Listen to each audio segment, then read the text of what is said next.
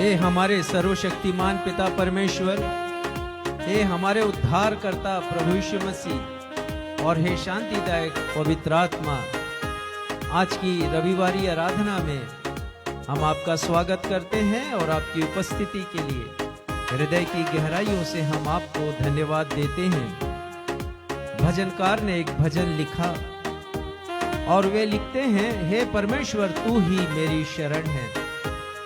जी हाँ प्यारे भाइयों और बहनों, हमारे दुख में, हमारी तकलीफों में, हमारे संकट में परमेश्वर हमारी शरण है।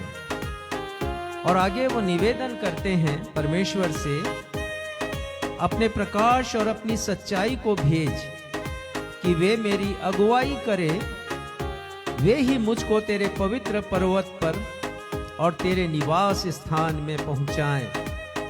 जी हाँ प्यारे भाइयों और बहनों, जो कुछ पवित्र आत्मा की सहायता से भजनकार ने लिखा, परमेश्वर पिता ने उसे पूरा किया जब उन्होंने प्रभु यीशु मसीह को भेजा मेरे और आपके लिए, और वे हमारे लिए ज्योति बन करके आए और सच्चाई बन करके आए। हम धन्यवाद देते हैं परमेश्वर पिता को प्रतिज्ञाओं को पूरा करने के लिए। और आगे वो लिखते हैं, मुझको तेरे पवित्र पर्वत पर और तेरे निवास स्थान में पहुंचाएं। प्रभु यीशु मसीह इसीलिए आए हैं कि वे हमें परमेश्वर पिता के पास पहुंचाएं। स्वर्ग धाम में ले जाने के लिए परमेश्वर पिता ने उन्हें मेरे और आपके लिए भेजा है। और इसलिए भजनकार कहते हैं कि मैं परमेश्वर की वेदी के पास जाऊंगा, उस परमेश्वर के पास जो मेरे अति आनंद का कुंड है। और हे परमेश्वर, हे मेरे परमेश्वर, मैं वीणा बजा बजा कर तेरा धन्यवाद करूंगा। जी हाँ प्यारे भाइयों और बहनों, आज हमारी कलीसिया धन्यवाद का पर्व मना रही है। प्रभु यीशु मसीह के आने के लिए संसार में वे मेरे और आपके लिए आए, मेरे और आपके उद्धार के लिए, मेरे और आपके पापों की क्षमा के लिए। तो आज हम परमेश्वर पिता को धन्यवाद देंगे प्रभु यीशु मसीह रूपी अवर्णनीय भेंट के लिए।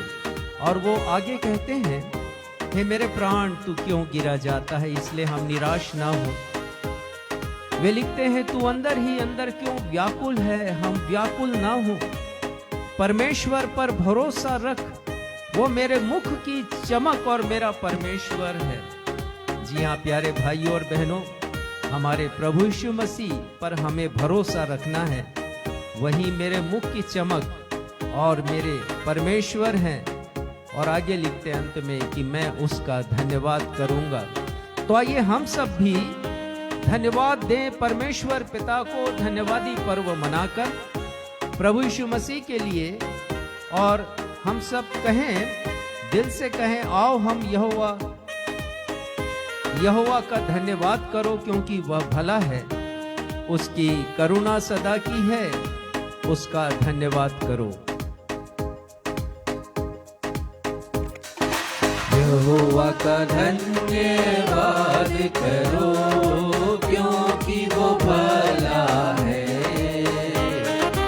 उसकी करुणा सदा की है, उसका धन्यवाद करो। यहोवा का धन्यवाद करो, क्योंकि वो भला है,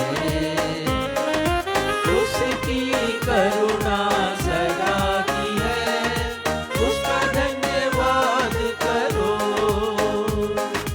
राजाओं का राजा यीशु राजा जगत में राज करेगा। हालेलुया हालेलुया, उसका धन्यवाद करो।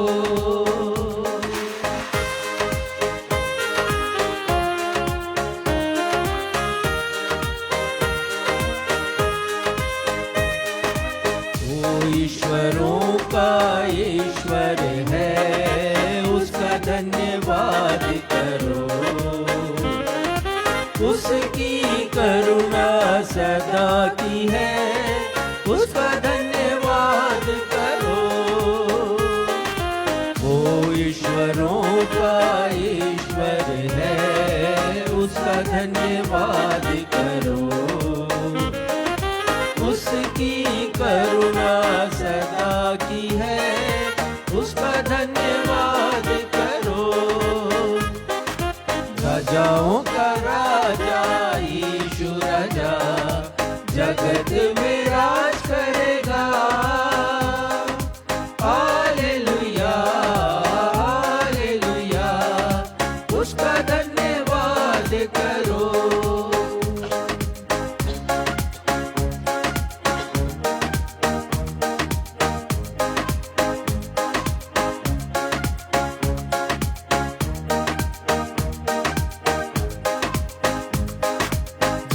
प्रभुओं का प्रभु है, उसका धन्यवाद करो। उसकी करुणा सदा की है, उसका धन्यवाद करो। और प्रभुओं का प्रभु है, उसका धन्यवाद करो। उसकी करुणा सदा की है, उसका धन्यवाद करो। राजाओं का राजा यीशु राजा जगत में राज करेगा। हालेलुया हालेलुया, उसका धन्यवाद करो। उसका धन्यवाद करो। उसका धन्यवाद करो। नवजीवन इवेंजलिकल चर्च की 354वीं 354 ऑन एवं ऑफलाइन रविवारीय धन्यवाद पर्व की आराधना में मैं क्षितिज मसीह आप समस्त प्रभु भक्तों का अपने उद्धारकर्ता प्रभु यीशु मसीह के अतुलनीय एवं अद्वितीय नाम में स्वागत करता हूं एवं आप सबों को जय यीशु, यीशु सहाय, शालोम, जय मसीह की और प्रेज द लॉर्ड कहता हूं। Praise the Lord. प्रिय भाइयों और बहनों, यह अत्यंत ही हर्ष का विषय है कि हमारी कलीसिया आज परमेश्वर पिता को संपूर्ण मानव जाति के उद्धार के लिए प्रभु यीशु मसीह की भेंट स्वरूप देने के लिए धन्यवाद देने का पर्व अर्थात धन्यवादी पर्व मना रही है। यह बात सत्य और मानने योग्य है कि हम मसीहियों का आत्मिक जीवन परमेश्वर पिता की स्तुति, आराधना और प्रार्थना करने के साथ साथ उन्हें धन्यवाद देने के बिना अधूरा है। परमेश्वर पिता का वचन हमें शिक्षा देता है कि हमें हर समय और प्रत्येक बातों के लिए परमेश्वर पिता को धन्यवाद देना नहीं भूलना चाहिए। इन सब बातों से बढ़कर संत पौलुस ने दूसरे कुरिन्थियों अध्याय 9 उसके 15वें पद के अनुसार हमें यह उत्तम शिक्षा प्रदान की है कि हम परमेश्वर पिता को प्रभु यीशु मसीह के लिए जो संपूर्ण मानव जाति के उद्धार के लिए अवर्णनीय भेंट है धन्यवाद देना नहीं भूलना चाहिए। आज हमारे पासबान साहब संत पौलुस द्वारा दिए गए निर्देश की व्याख्या करते हुए यह बताएंगे कि हम सब मसीहियों के द्वारा क्रिसमस या बड़ा दिन मनाने का तब तक कोई मायने नहीं है जब तक हम परमेश्वर पिता को प्रभु यीशु रूपी अनुपम, अद्वितीय एवं अवर्णनीय उपहार के लिए धन्यवाद नहीं दें। आइए इन्हीं सब विचारों को ध्यान में रखते हुए प्रभु यीशु की महिमा के इस गीत को हम सभी मिलकर अपने स्थानों में खड़े होकर गाएंगे। इस गीत के शब्द हैं, खुश हो कि यीशु आया है, उसको कबूल कर ले।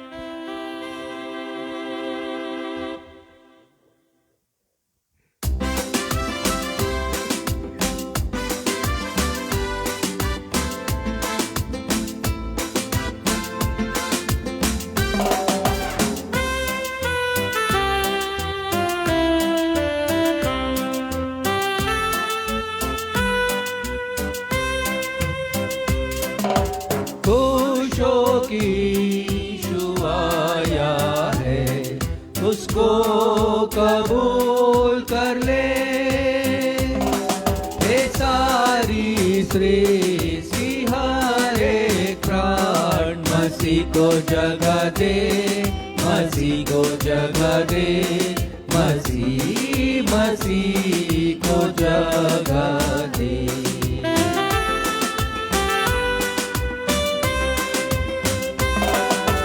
खुशो मसीह अब राजा है, सब जाति हर जुबान, समुंदर भी मैदान पहाड़, गीत गाए खुशरात, गीत गाए खुशरात, गीत गाए गाए खुशरात।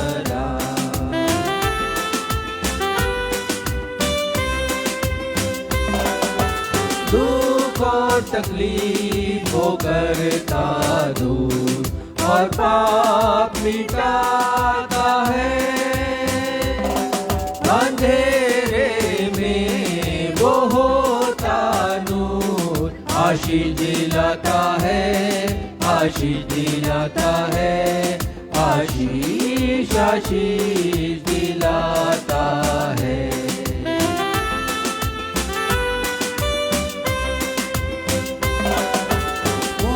धर्म और सच्चाई से अब राज फैलाता है, और अपनी सारी करनी में दिया दिखाता है, दिया दिखाता है, दिया दिया दिखाता है।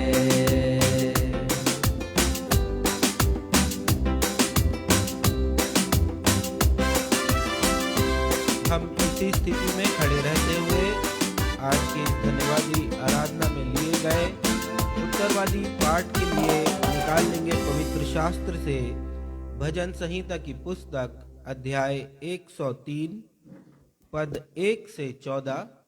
भजन संहिता अध्याय 103 पद 1 से 14, और इसे पढ़ने में अगुवाई भाई सक्षम मसीह करेंगे।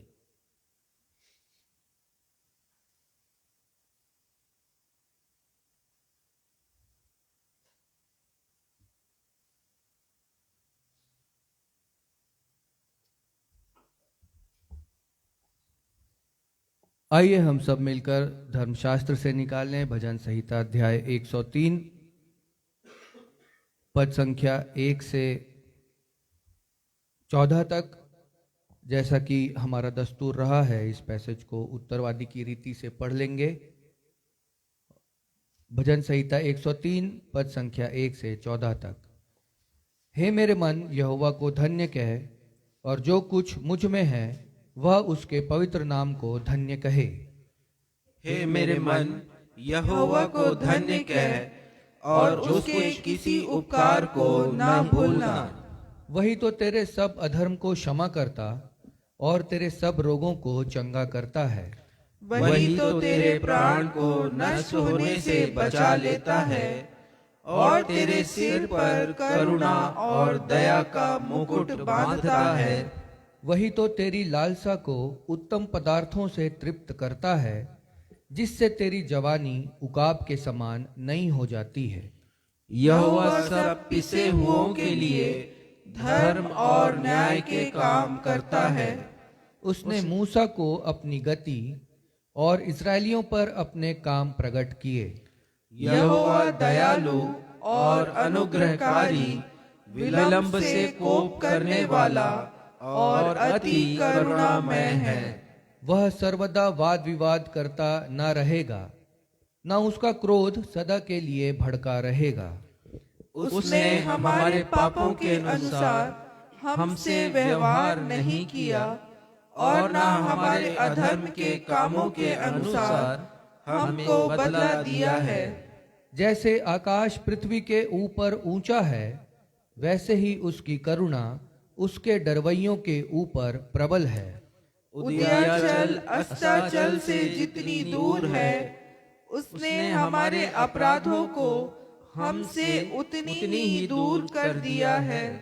जैसे पिता अपने बालकों पर दया करता है, वैसे ही यहोवा अपने डरवैयों पर दया करता है, क्योंकि वह हमारी सृष्टि जानता है और उसको स्मरण रहता है कि मनुष्य मिट्टी ही है। यह सत्य और जीवित परमेश्वर का सत्य और जीवित वचन है। परमेश्वर पिता, प्रभु यीशु मसीह और पवित्र आत्मा वचन के पढ़े जाने, सुने जाने और समझे जाने पर हम में से हर एक को अपनी बहुतायत की आशीषों से परिपूर्ण करें। हम सब कहें आमीन। आमीन। कलीसिया अपना स्थान ग्रहण करे। अब अवसर होगा हमारी कलीसिया के पासबान साहब को कि वे हम सबों को सूचनाओं से अवगत कराएंगे। सूचनाओं के पश्चात वे हम सबों के लिए मध्यस्थता की प्रार्थना में अगुवाई भी करेंगे। यदि आप हमारे ऑनलाइन दर्शक जो इस समय हमसे जुड़े हुए हैं या आने वाले समय में इस आराधना में शामिल होंगे, यदि आप लोगों के पास कोई प्रार्थना निवेदन हो या आप अपने धन्यवादी हृदय को हमारे साथ गवाही के रूप में बांटना चाहते हैं तो आपका स्वागत है। आप कृपया फेसबुक, मैसेंजर, यूट्यूब के कमेंट बॉक्स में हमसे संपर्क कर सकते हैं या व्हाट्सएप के द्वारा हमारी कलीसिया के पासबान साहब से अपने निवेदनों को शेयर कर सकते हैं। आइए हम प्रार्थना में जाएंगे।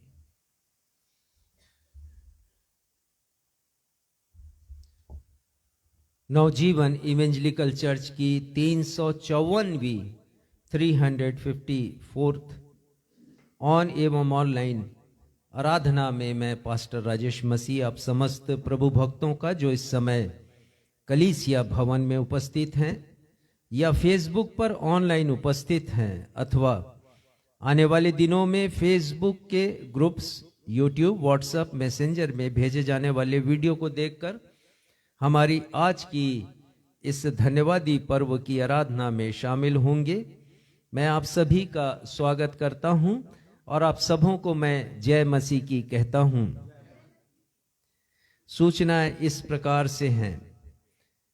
आज हमारी कलीसिया धन्यवादी पर्व धन के लिए नहीं परंतु परमेश्वर पिता को मानव जाति के उद्धार के लिए, प्रभु यीशु मसीह को इस संसार में भेजे जाने के लिए, धन्यवाद देने के लिए धन्यवादी पर्व मना रही है। इस धन्यवादी पर्व में मैं आप सभी का तहे दिल से स्वागत करता हूं। आज प्रभु भोज की विधि का पालन भी हमारी कलीसिया में किया जाएगा। हम महीने में एक बार करते हैं, तो वे हमारे समस्त विश्वासी जन आज प्रभु के मेज की सहभागिता को प्राप्त करेंगे। और यदि आप ऑनलाइन इस सेवा का लाभ उठाना चाहते हैं तो आपका स्वागत है। कृपया मुझे देखकर या मेरे द्वारा दिए गए निर्देशों को देखकर आप बड़ी गंभीरता के साथ प्रभु के मेज की सहभागिता में शामिल होइएगा। प्रार्थना अनुरोध इस प्रकार से है। इन दिनों मसीही कलीसियाएं सताव के दौर से गुजर रही हैं और हमारी भी कलीसिया अछूती नहीं है। आप सबों से निवेदन है कि आप सब मुझे, मेरे परिवार और भाई सुरेश हंटर को अपनी प्रार्थनाओं में स्मरण रखिएगा। प्रार्थना अनुरोध उस परिवार के लिए है जहां से हमारी प्रिय बहन श्रीमती पुष्पा सोनी जो कुष्ठ पीड़ित थीं और साथ ही साथ किडनी के कैंसर से भी पीड़ित थीं। उन्हें प्रभु ने अपने पास बुला लिया। वे भिक्षावृत्ति पर जीवन व्यापन करती थीं। उनकी अंत्येष्टि का संपूर्ण खर्च आप सबों की सहायता से हमने उठाया है। परमेश्वर के नाम की महिमा हो। उनके परिवार को हम स्मरण करते हैं कि परमेश्वर पिता की असीम शांति उनके परिवार को प्राप्त हो। बहन सुमित्रा मानिकपुरी ये भी कुष्ठ पीड़ित महिला हैं। जैसा हमने पहले बताया था कि उनकी लेप्रेसी इतनी बढ़ गई है कि आवश्यक हो गया था कि उनका पांव काटा जाए और सफल ऑपरेशन हुआ है। परमेश्वर पिता की महिमा हम करते हैं और उस बहन की चंगाई के लिए प्रार्थना करते हैं। धन्यवाद के विषय इस प्रकार हैं। आज धन्यवाद देने का पर्व है और हम अपने समस्त भेंटकर्ताओं को उनके द्वारा त्याग के साथ प्रदत्त भेंटों के लिए हृदय से धन्यवाद देते हैं। हमारे जितने भी दर्शकों ने अपनी धन्यवादी भेंटों को अर्पित किया है, उन सभी को नाम पढ़ना मुमकिन नहीं है। आप सबों के लिए हम परमेश्वर पिता के द्वारा आत्मिक एवं भौतिक आशीषों को दिए जाने की प्रार्थना करते हैं। आइए हम सब प्रार्थना में जाएंगे। ये हमारे सर्वशक्तिमान पिता, हम आज हृदय से धन्यवाद देते हैं कि आपने हमारे लिए संसार में प्रभु यीशु मसीह को भेजा। आप स्वयं मानव बन गए यीशु के रूप में और उन्होंने जन्म लिया। धन्यवाद देते हैं पिता प्रभु यीशु मसीह के लिए, जो मेरे और उन सभी के लिए जो उन पर विश्वास करते हैं, उनके पापों की क्षमा के लिए आए। उनका उद्धार का आमंत्रण इस विश्व के हर एक युग के लोगों के लिए आज भी है कि जो कोई उनके पास आएगा से उसके पापों की क्षमा वो प्रदान करेंगे और साथ ही उसे उद्धार देंगे। हम धन्यवाद देते हैं प्रभु यीशु मसीह के लिए, जिनके लिए संत पौलुस कहते हैं कि परमेश्वर पिता को धन्यवाद। प्रभु यीशु मसीह के लिए जो पूरी मानव जाति के लिए एक अवर्णनीय अवर्चनीय तोहफा है, उपहार है। आज हमारी कलीसिया प्रभु यीशु मसीह को धन्यवाद दे रही है। पिता, अपने स्वच्छ हृदय से धन्यवाद दे रहे हैं, संपूर्ण मन से प्रभु यीशु मसीह को।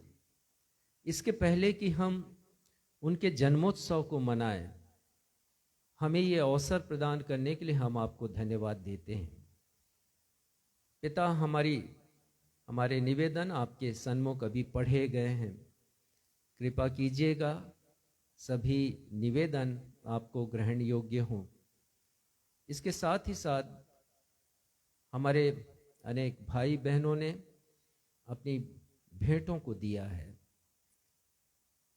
आपके प्रेम को एक्नॉलेज करने के लिए। यद्यपि आप उसका कोई मूल्य नहीं है, लेकिन आप हर एक भेंट को जो हृदय से दी जाती हैं, स्वच्छ हृदय से दी जाती हैं, हर्ष के साथ दी जाती हैं, प्रसन्नता के साथ दी जाती हैं, त्याग के साथ दी जाती हैं, आप उन्हें ग्रहण करते हैं।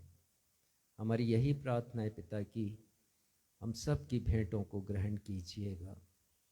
जैसे आपने हाबिल की भेंट को ग्रहण किया, जैसे आपने हन्ना की प्रार्थना को सुना, हमारा विनम्र निवेदन है पिता कि जो भी भेंटें आज अर्पित की जाती हैं, धन्यवाद के साथ उसे ग्रहण कीजिएगा और हर प्रकार की उत्तम आत्मिक और भौतिक आशीषों से उन्हें तृप्त कीजिएगा।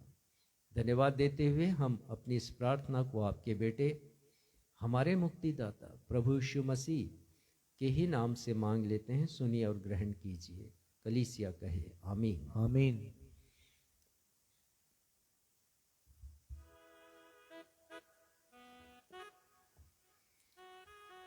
आइए, इससे पहले कि हम प्रभु की मेज की सहभागिता को प्राप्त करें, हम सब अपने अपने मन को एक गीत गाते हुए प्रभु की ओर उठाएं।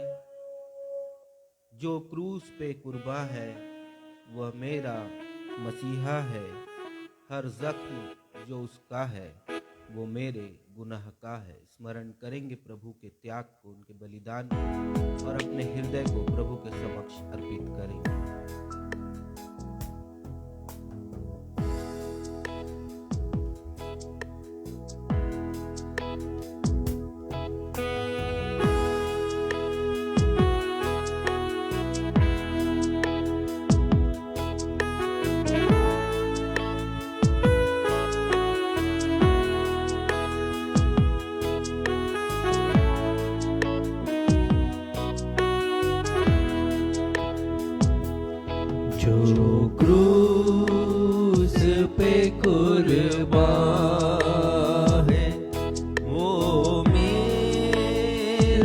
मसीहा है, हर जख्म जो उसका है, वो मेरे गुनाह का है, वो मेरे गुनाह का है, जो उस पे कुर्बान है।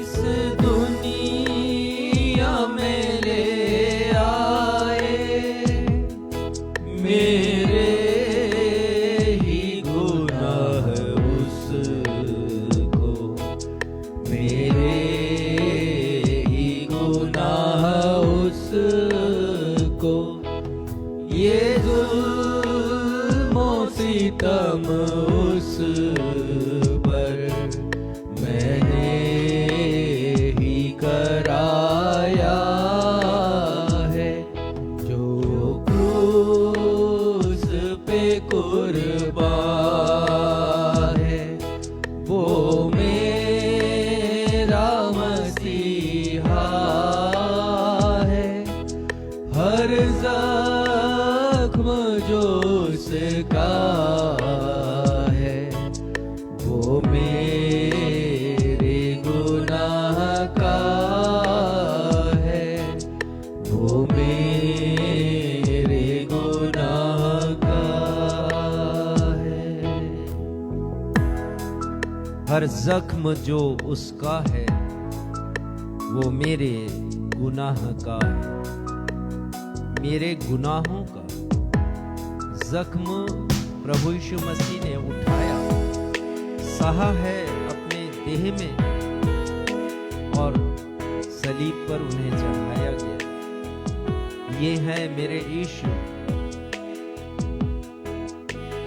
कितना अच्छा हो कि हम उस यीशु को जो क्रूस पर मेरे और आपके लिए बलिदान हुए, बड़े दिन के पहले स्मरण करें और उनके इस त्याग के लिए हम उन्हें धन्यवाद दें।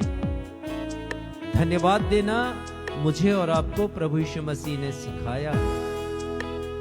हम आज जब इस मेज की सहभागिता को पा रहे हैं, हमारे लिए अवसर है कि हम धन्यवाद दें प्रभु यीशु मसीह को।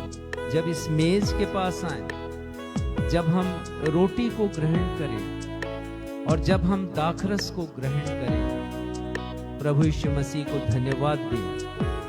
क्यों दे धन्यवाद? जैसा मैंने कहा कि यीशु ने हमें सिखाया है, 7 बार यीशु मसीह ने अपनी सेवकाई के दौरान धन्यवाद दिया है।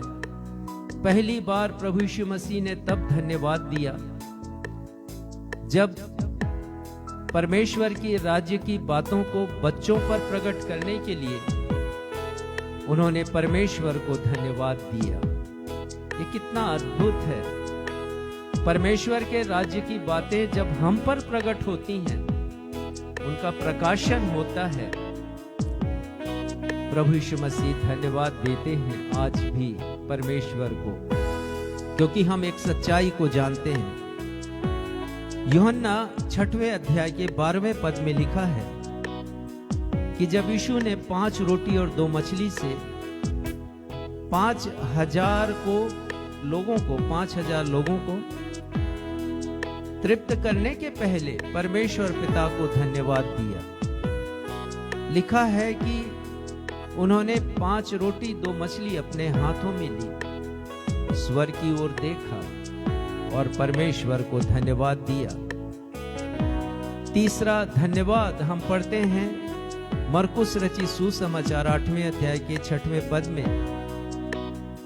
जब 4,000 लोगों की भीड़ थी और केवल 7 रोटियां थीं और कुछ मछलियां थीं, तब भी प्रभु यीशु मसीह ने धन्यवाद दिया परमेश्वर पिता को। चौथी बात हम पढ़ते हैं, जब यीशु ने धन्यवाद दिया 4 दिन के मृतक लाजर को जीवित करने के पहले, यूहन्ना 11 उसके 41 पद में, और फिर पुनरुत्थान के पश्चात इम्माउस के मार्ग पर जब लूका और क्लियोपास के साथ जब वे भोजन करने के लिए बैठते हैं, तब प्रभु यीशु मसीह परमेश्वर को धन्यवाद देते हैं उस रोटी के लिए जो तोड़ी गई है। लूका 24, 30 और 31वें पद में हम पढ़ते हैं। छठवीं बात हम पढ़ते हैं, प्रभु यीशु मसीह ने दाखरस के लिए जो उनके रक्त का प्रतीक है, परमेश्वर पिता को धन्यवाद दिया लूका 22 और 17 में।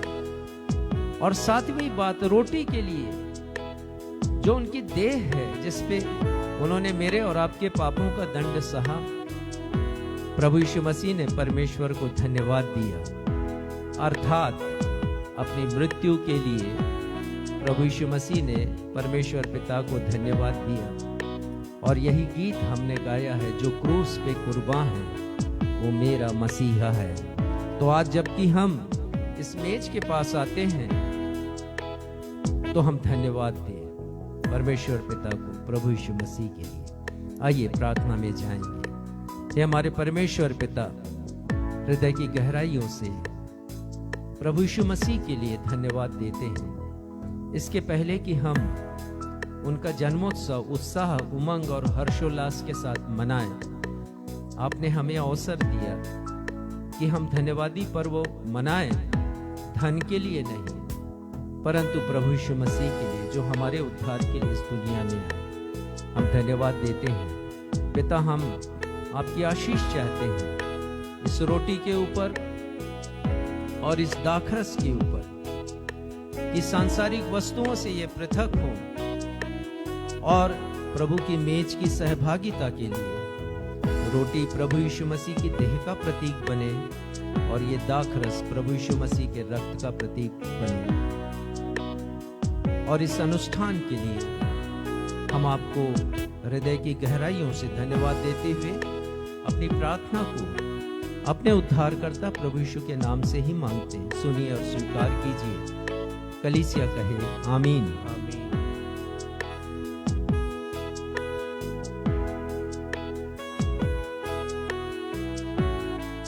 हमारे दर्शक रोटी ग्रहण कर सकते हैं धन्यवाद देते हुए परमेश्वर को।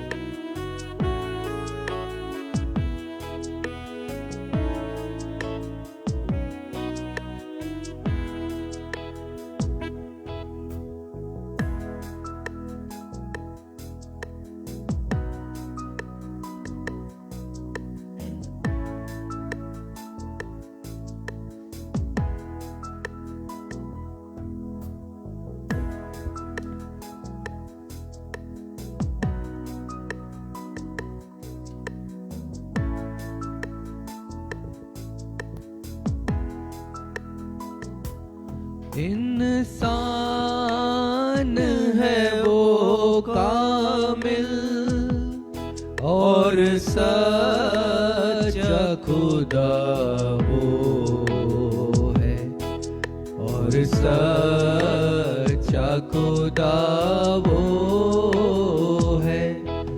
वो प्यार का दरिया है, सच्चाई का रास्ता है, जो क्रूस पे कुर्बान है। वो मेरा मसीहा है, हर जख्म जो उसका है, वो मेरे गुनाह का है, वो मेरे गुनाह का है।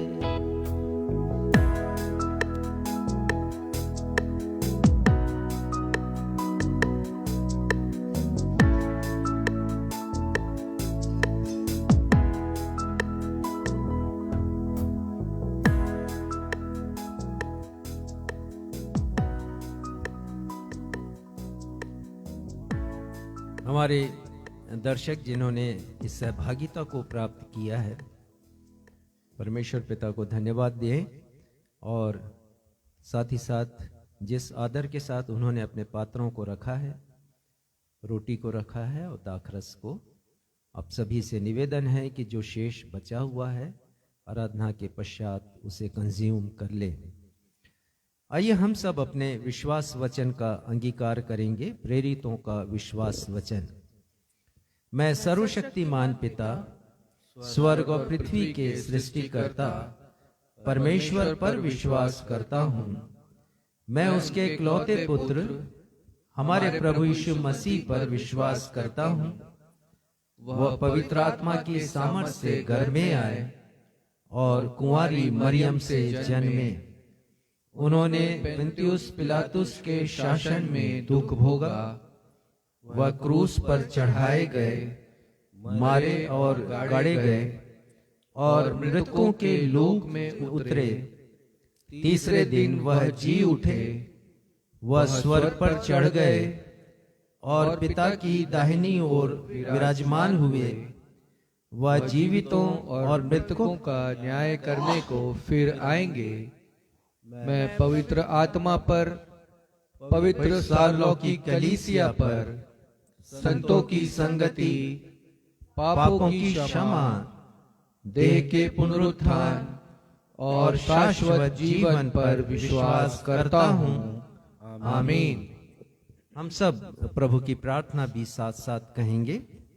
हे हमारे पिता, आप जो स्वर्ग में हैं, आपका नाम पवित्र माना जाए। आपका राज्य आए। आपकी इच्छा जैसे स्वर्ग में पूरी होती है, वैसे ही पृथ्वी पर भी पूरी हो।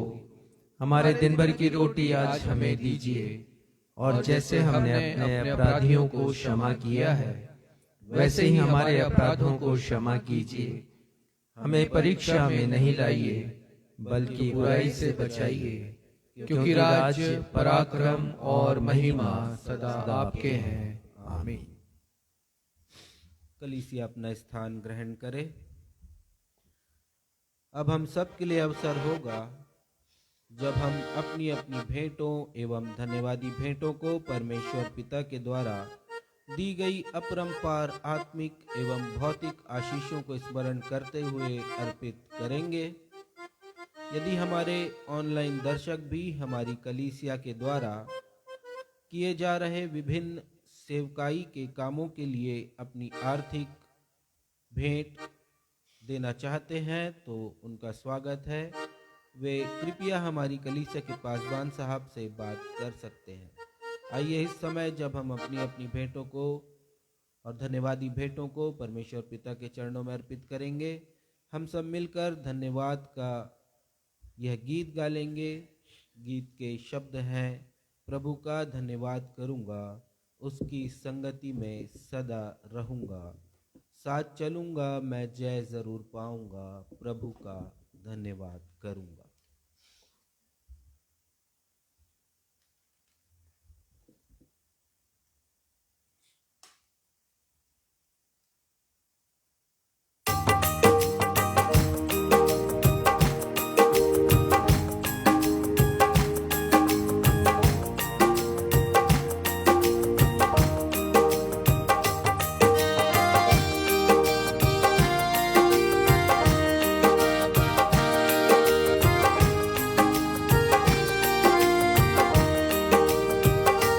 प्रभु का धन्यवाद करूँगा,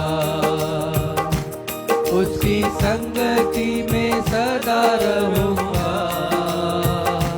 साथ चलूँगा मैं जय जरूर पाऊँगा, साथ चलूँगा मैं जय जरूर पाऊँगा, प्रभु का धन्यवाद करूँगा।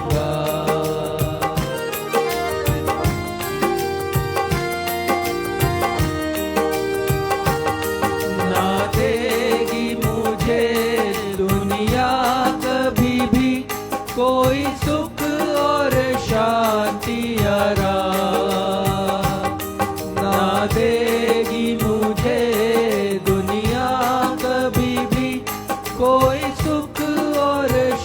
शांति आराम मेरे यीशु के साथ धन्य संगति में सदा मिलती खुशी मुझको मेरे यीशु के साथ धन्य संगति में सदा मिलती खुशी मुझको प्रभु का धन्यवाद करूँगा उसी संगति में सदा रहूँगा साथ चलूँगा मैं जय जरूर पाऊँगा साथ चलूँगा मैं जय जरूर पाऊँगा प्रभु का धन्यवाद करूँगा तीसरा पद कितना अच्छा है वो कितना धन्य है वो यीशु ही मेरे जीवन का साथी कितना अच्छा है वो कितना धन्य है वो यीशु ही मेरे जीवन का साथी मेरी जरूरतों को पूरी करता है वो कोई घटी नहीं मुझको मेरी जरूरतों को पूरी करता है वो कोई घटी नहीं मुझको प्रभु का धन्यवाद करूँगा उसी संगति में सदा रहूँगा साथ चलूँगा मैं जय जरूर पाऊँगा साथ चलूँगा मैं जय जरूर पाऊँगा प्रभु का धन्यवाद करूँगा प्रभु का धन्यवाद करूँगा प्रभु का धन्यवाद करूँगा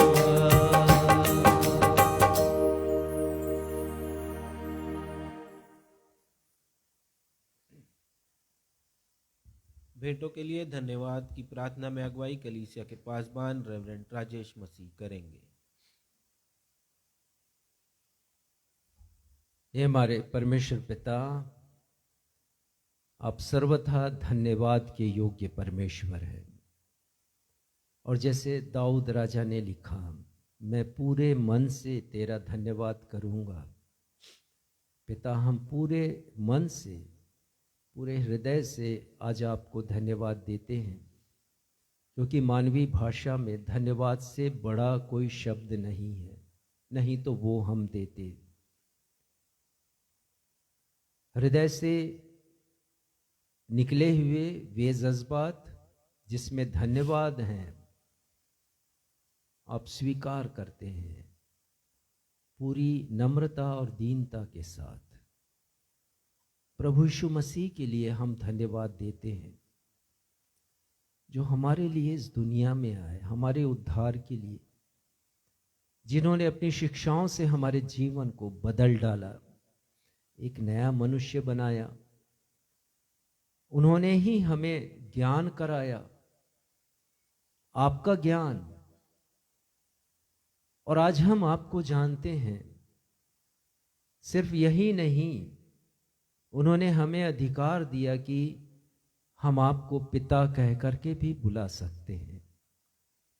आपसे हम अपनी निवेदनों को, विनतियों को आपके सन्मुख रख सकते हैं।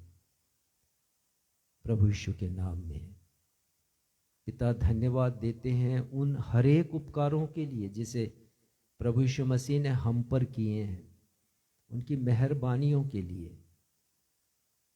उन्होंने अपना रक्त बहाया, बहुमूल्य रक्त, हमारे पापों की क्षमा के लिए। एक बहुत बड़ा उपकार है प्रभु यीशु मसीह के द्वारा जो उन्होंने किया। पिता, जो दंड हमें अपने शरीर में अपने गुनाहों की खातिर सहना था, से यीशु ने सह लिया क्रूस के ऊपर। धन्यवाद देते हैं प्रभु यीशु मसीह के लिए, जिन्होंने हमें मुक्ति प्रदान की, उद्धार दिया और वो योग्यता दी कि हम आप तक पहुंच सकते हैं। हृदय की गहराइयों से यीशु के लिए धन्यवाद। हम धन्यवाद देते हैं पिता कि पुनरुत्थान की सामर्थ्य के द्वारा जब वो जीवित हुए तो उन्होंने एक उदाहरण दिया हमारे सामने, यदि हम उनके ऊपर विश्वास करेंगे तो हम भी मरेंगे नहीं, जीवित होंगे मौत के बाद सदा काल के जीवन के लिए। धन्यवाद यीशु आपको। धन्यवाद देते हैं पिता प्रभु यीशु मसीह के लिए कि उन्होंने हमारे लिए एक जगह तैयार की स्वर्ग में, ताकि हम वहां जाकर इस पृथ्वी के जितने दुख है, तकलीफें, समस्याएं, चिंताएं, बीमारियां, उन्हें भूल जाएं, आपकी समीपी में रहें। इन प्रत्येक उपकारों के लिए हम आपको धन्यवाद देते हैं। और जैसे दाऊद राजा ने लिखा, हे मेरे मन यहोवा को धन्य कह और उसके किसी उपकार को नहीं भूलना।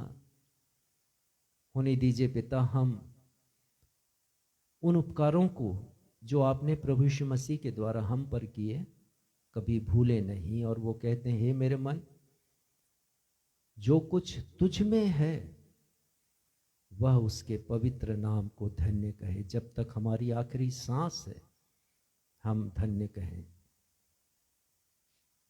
प्रशंसा करें, महिमा करें यीशु की, धन्यवाद देते हुए। पिता धन्यवाद देते हैं इन सारी भेंटों के लिए जो आपके डरवैयों ने दी हैं। धन्यवाद देते हैं पिता हम कि उन्होंने उस धन को जो मनुष्यों के लिए बहुत महत्वपूर्ण है, हर एक मनुष्य के लिए अच्छा समझा कि प्रभु यीशु मसीह के राज्य की सेवकाई के लिए वो दें, और उन्होंने दिया। हम धन्यवाद देते हैं। प्रार्थना करते हैं पिता, प्रत्येक हमारे जितने भी दर्शक हैं और जिन लोगों ने अपनी भेंटें प्रेषित की हैं, उन सबों के ऊपर अपनी कृपा बना कर रखिए। हर प्रकार की उत्तम आत्मिक और भौतिक आशीषों से उन्हें परिपूर्ण कीजिए।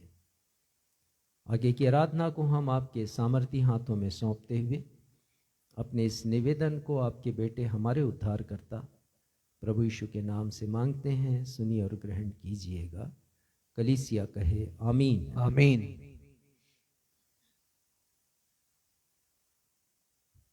अवसर होगा पवित्र शास्त्र बाइबल से पाठों के पठन का।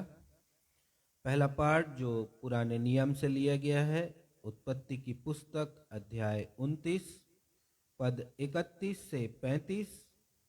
इसे पढ़ने में अगुवाई बहन आकांक्षा मसीह करेंगी। उत्पत्ति 29 पद 31 से 35। दूसरा पाठ जो नए नियम से लिया गया है, कुरंथियों की पत्री, दूसरा कुरंथियों अध्याय 9 पद 10 से 15। दूसरा कुरंथियों अध्याय 9 पद 10 से 15। इसे पढ़ने में अगुवाई मिसेस बीना मसीह करेंगी। आप सबों को जय मसीह की। जय मसीह की। मैं आप लोगों के सामने पढ़ लूंगी उत्पत्ति 29 पद 31 से लेकर 35 तक। जब यहोवा ने देखा कि लिया अप्रिय हुई, तब उसने उसकी कोख खोली, पर राहेल बांझ रही। अतः लिया गर्भवती हुई और उसके एक पुत्र उत्पन्न हुआ, और उसने यह कहकर उसका नाम रूबेन रखा, यहोवा ने मेरा दुख पर दृष्टि की है, अब मेरा पति मुझसे प्रीति रखेगा। फिर वह गर्भवती हुई और उसका एक पुत्र उत्पन्न हुआ। तब उसने यह कहा, यह सुन के कि मैं अप्रिय हूँ, यहोवा ने मुझे यह भी पुत्र दिया। इसलिए उसने उसका नाम शिमोन रखा। फिर वह गर्भवती हुई और उसका एक पुत्र उत्पन्न हुआ, और उसने कहा, अब की बार तो मेरा पति मुझसे मिल जाएगा, क्योंकि उसने मेरे 3 पुत्र उत्पन्न हुए। इसलिए उसका नाम लेवी रखा गया। फिर वह गर्भवती हुई और उसका एक और पुत्र उत्पन्न हुआ और उसने कहा, अब की बार तो मैं यहोवा को धन्यवाद करूंगी। इसलिए उसने उसका नाम यहूदा रखा। तब उसकी कोख बंद हो गई। परमेश्वर अपने पढ़े हुए वचन पर आशीष दे। हम सब कहें आमीन। आमीन।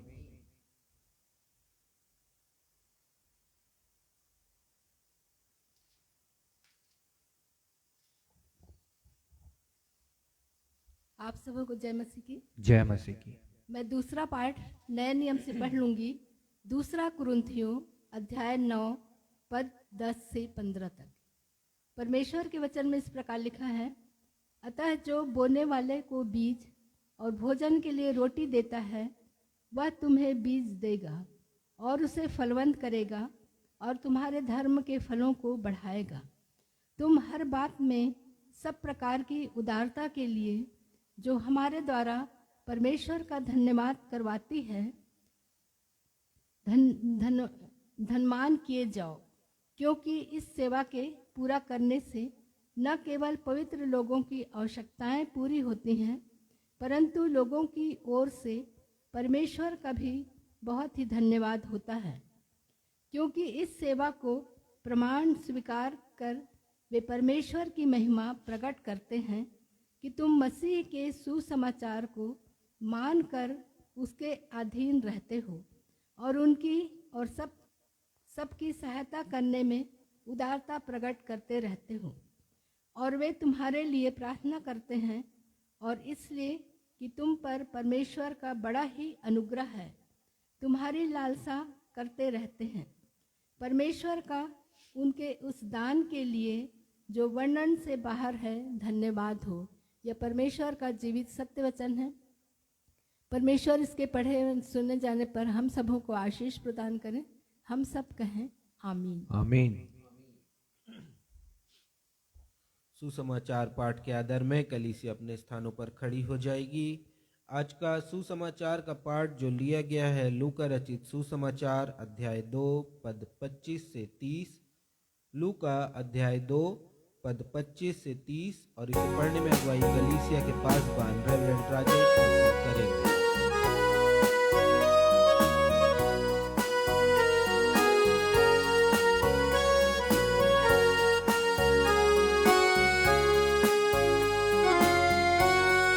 आज का सुसमाचार का पाठ लूका रचित सुसमाचार उसका दूसरा अध्याय उसकी पद संख्या 25 से लेकर पद संख्या 30 तक, और उसके बाद मैं 2 पद और पढ़ूंगा 37 और 38 भी।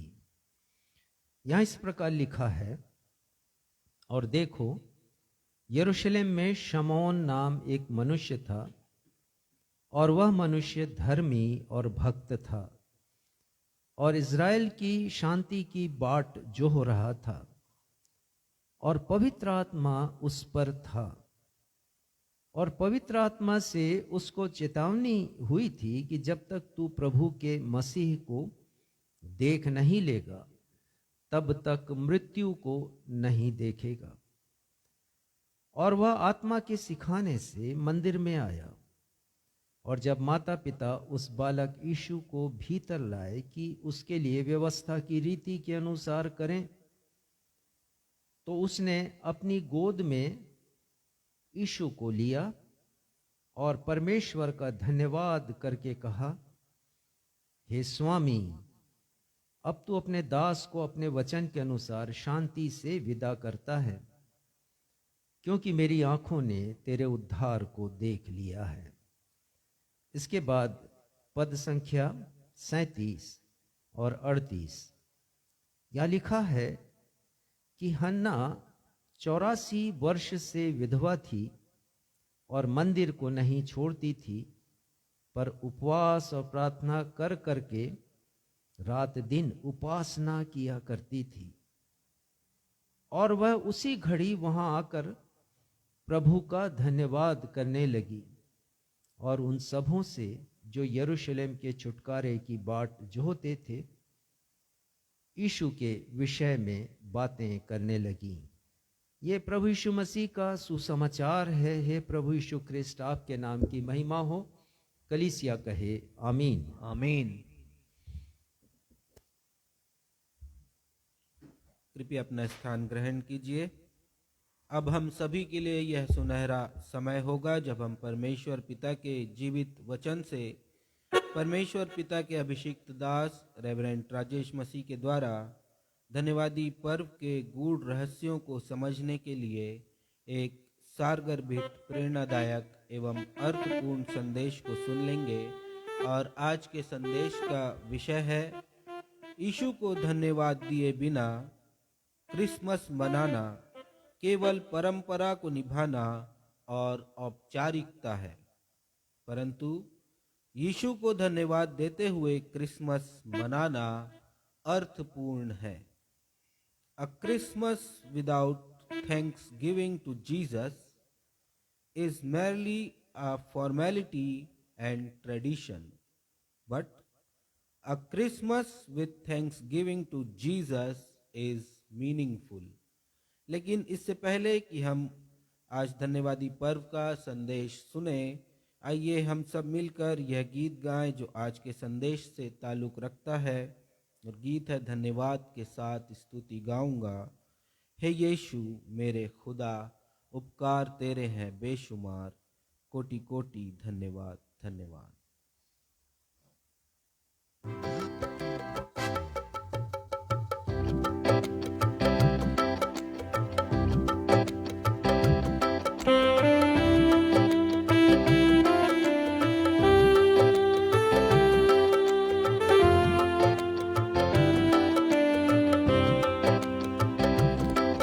धन्यवाद के साथ स्तुति गाऊंगा, हे यीशु मेरे खुदा,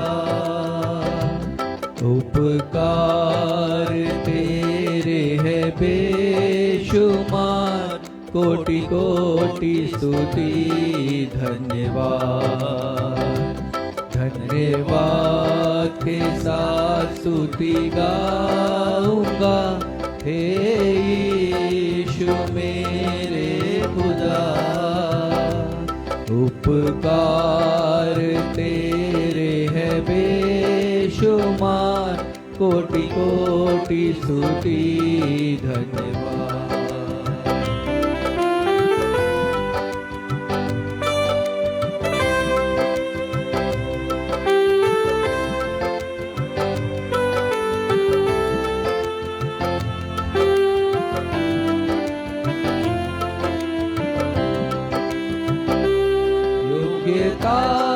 से बढ़ के दिया है अपनी दया से तूने मुझे,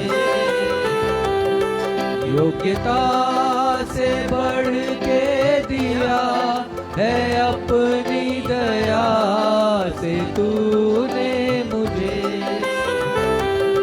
मांगने से ज्यादा मिला मुझे, आभारी हूँ प्रभु मैं। मांगने से ज्यादा मिला मुझे, आभारी हूँ प्रभु मैं। धन्यवाद के साथ स्तुति गाऊंगा, हे यीशु मेरे खुदा, उपकार तेरे हैं बेशुमार, कोटि कोटि स्तुति धन्यवाद, कोटि कोटि स्तुति धन्यवाद, कोटि कोटि स्तुति धन्यवाद।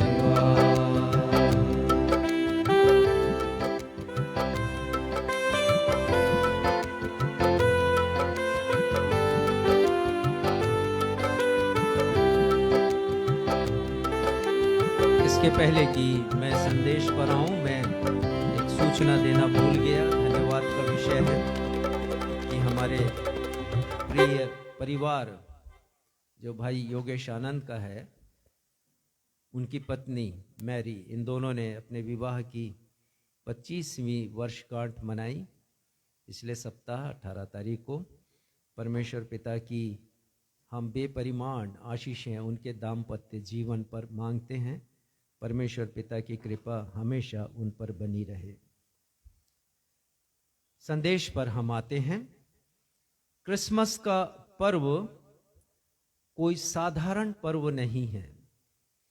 ये उछलने कूदने का, मौज मस्ती का, मनोरंजन करने का पर्व नहीं है। क्रिसमस का पर्व वह पर्व है जब स्वर्ग ने धरती को छू लिया। किसी के विचार कितने उत्तम विचार हैं। स्वर्ग ने, परमेश्वर ने जो स्वर्ग में विराजमान है, धरती का स्पर्श किया मनुष्यों के लिए। परमेश्वर स्वयं मानव बन गए, स्वर्ग उतर आया जैसे धरती पर। यह क्रिसमस का पर्व है, इसे साधारण ना समझें। यह वह पर्व है जब अनंत, अनादि, अद्वैत, अविनाशी, अमर परमेश्वर ने स्वर्ग का सिंहासन छोड़कर बैतलहम के गौशाले में देहधारी बनकर जन्म लिया। पढ़िएगा यूहन्ना पहला अध्याय 14वां पद। देहधारी बन गए प्रभु यीशु मसीह, मानव का देह उन्होंने धारण किया। और इसीलिए मैं बार बार कहता हूं, अवतार नहीं बने हैं प्रभु यीशु मसीह। जैसे बहुत से मसीही लोग गीतों में गा लेते हैं अवतार, अवतार नहीं है यीशु। उन्होंने देह धारण किया है, मानव की देह को। यूहन्ना पहला अध्याय 14वां पद पढ़िएगा। और वचन देहधारी हुआ। वचन देहधारी हुआ। वचन, इस शब्द पे गौर कीजिएगा। पहला पद पढ़िएगा इसी का। आदि में वचन था। आदि में वचन था। और इस आदि के लिए ग्रीक भाषा में जो शब्द है वो एनार्के। एनार्के मतलब एक ऐसा आरंभ जिसका कोई आरंभ ना हो, अनंत हो, वो इन्फिनिट हो। प्रभु यीशु मसीह अनंत हैं, इन्फिनिट हैं, उनका कोई आरंभ नहीं है। आपका जन्म हुआ, आपका एक आरंभ है। मेरा जन्म हुआ, आरंभ है, सृष्टि का आरंभ है। लेकिन प्रभु यीशु मसीह का कोई आरंभ नहीं। वो वचन देहधारी हुआ है। लूका 1:38 पद में क्या लिखा है जरा ध्यान दीजिएगा। क्रिसमस कोई साधारण पर्व नहीं है, हमें चिंतन करने की जरूरत है। लूका पहला अध्याय और 38वां पद जब हम पढ़ेंगे तो उसके पहले का जो हिस्सा आप पढ़ेंगे तो आपको पता चलेगा कि जिब्राइल दूत ने दर्शन दिया है। गैब्रियल अंग्रेजी में बोलते हैं स्वर्गदूत को। वो अनेक प्रधान दूतों में से एक दूत है। वो मरियम के पास आए हैं, उन्हें शुभ संदेश उन्होंने दिया है कि तेरा एक पुत्र होगा, महान कहलाएगा, परम प्रधान की छाया तुझ पर वास करेगी। और दोनों के मध्य में एक बहुत रोचक वार्तालाप है, पढ़िएगा। लेकिन मैं चाहूंगा कि 38वां पद पढ़ें। मरियम ने कहा, देख मैं प्रभु की दासी हूँ, मुझे तेरे वचन के अनुसार हो। मुझे तेरे वचन के अनुसार हो। तो ये मरियम के गर्भ में क्या आया? वचन। वचन कौन था? यीशु। यीशु कौन है? जो आदि से हैं, अनार के, अनंत हैं, अनादि हैं। ये है यीशु। क्रिसमस का पर्व साधारण पर्व नहीं है जैसे बहुत से लोग मान लेते हैं इस पर्व को। अब पढ़िएगा लूका का अगला अध्याय, दूसरा अध्याय, 5वां और 6वां पद पढ़िएगा। कि अपनी मंगेतर मरियम के साथ जो गर्भवती थी नाम लिखवाए। उसने वहां रहते हुए उसके जन्मे के दिन पूरे हुए। तो यूसुफ और मरियम बैतलहम में है, नाम लिखाने के लिए आए हैं, क्योंकि राज आज्ञा है जिसकी अवहेलना नहीं की जाती, अन्यथा मृत्यु दंड है। रोम के राजा का आदेश है ये। और ये दोनों बैतलहम में है, अपने पूर्वजों के निवास स्थान में, क्योंकि दाऊद के वंशज हैं। नाम लिखाने के लिए। और लिखा है कि जब जनने के दिन पूरे हुए, अर्थात यीशु को जन्म लेना था और उनके जनने के दिन पूरे हुए हैं, तो लिखा है कि प्रभु यीशु मसीह का जन्म हुआ। 7वें पद को पढ़िएगा। और वह अपना पहिलौठा पुत्र जनी पहिलौठा पुत्र जनी, पहला पुत्र प्रभु यीशु मसीह। क्रिसमस का पर्व साधारण पर्व नहीं है, इसे साधारण मत बनाइए, असाधारण है। इस संसार में प्रभु यीशु के जन्म लेने के अनेक उद्देश्यों में से एक प्रमुख उद्देश्य है कि प्रभु यीशु मसीह संसार में क्रूस पर अपना बलिदान देने के लिए, अर्थात मरने के लिए आए। केवल क्रिसमस की खुशियों में आप तल्लीन ना हो जाएं, मदहोश ना हो जाएं, परंतु सोचें उनके महान बलिदान को भी। जब तक आप सोचेंगे नहीं, आपको क्रिसमस का अर्थ पता नहीं चलेगा।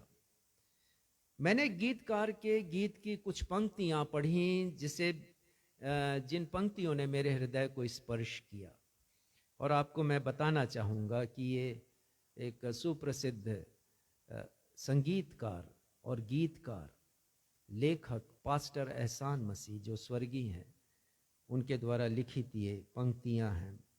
और उन्होंने लिखा, ईश्वर मनुष्य बना है कि क्रूस पर चढ़े वो। ये क्रिसमस का गीत है। मत सोचिएगा कि गुड फ्राइडे के समय की पंक्तियां आपके सामने कह रहा हूं। ईश्वर मनुष्य बना है कि क्रूस पर चढ़े वो, तकलीफ और गम उठा के तेरे लिए मरे हो, आया है इस जहां में पापियों को बचाने।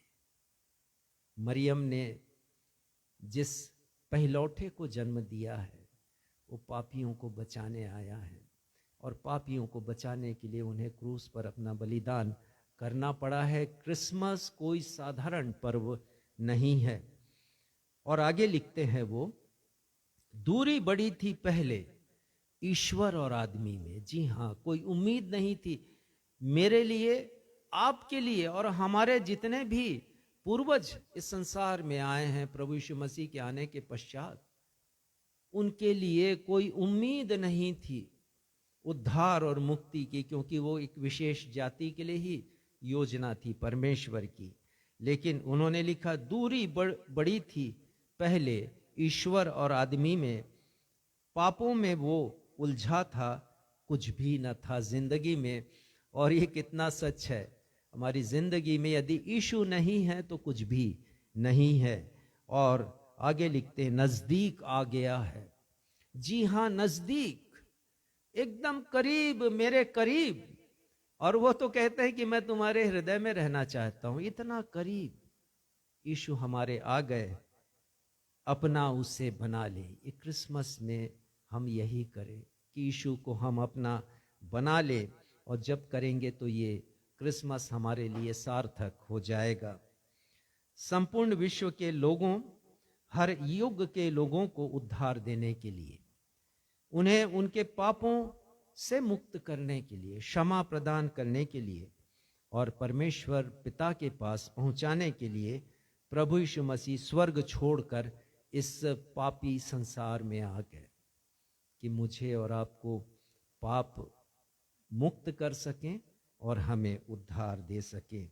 ये प्रभु यीशु मसीह का केवल महान नहीं, महानतम योगदान है, greatest contribution of Jesus to the humanity. सारी मानव जाति के लिए महानतम प्रभु यीशु मसीह का योगदान है, उपहार है प्रभु यीशु मसीह।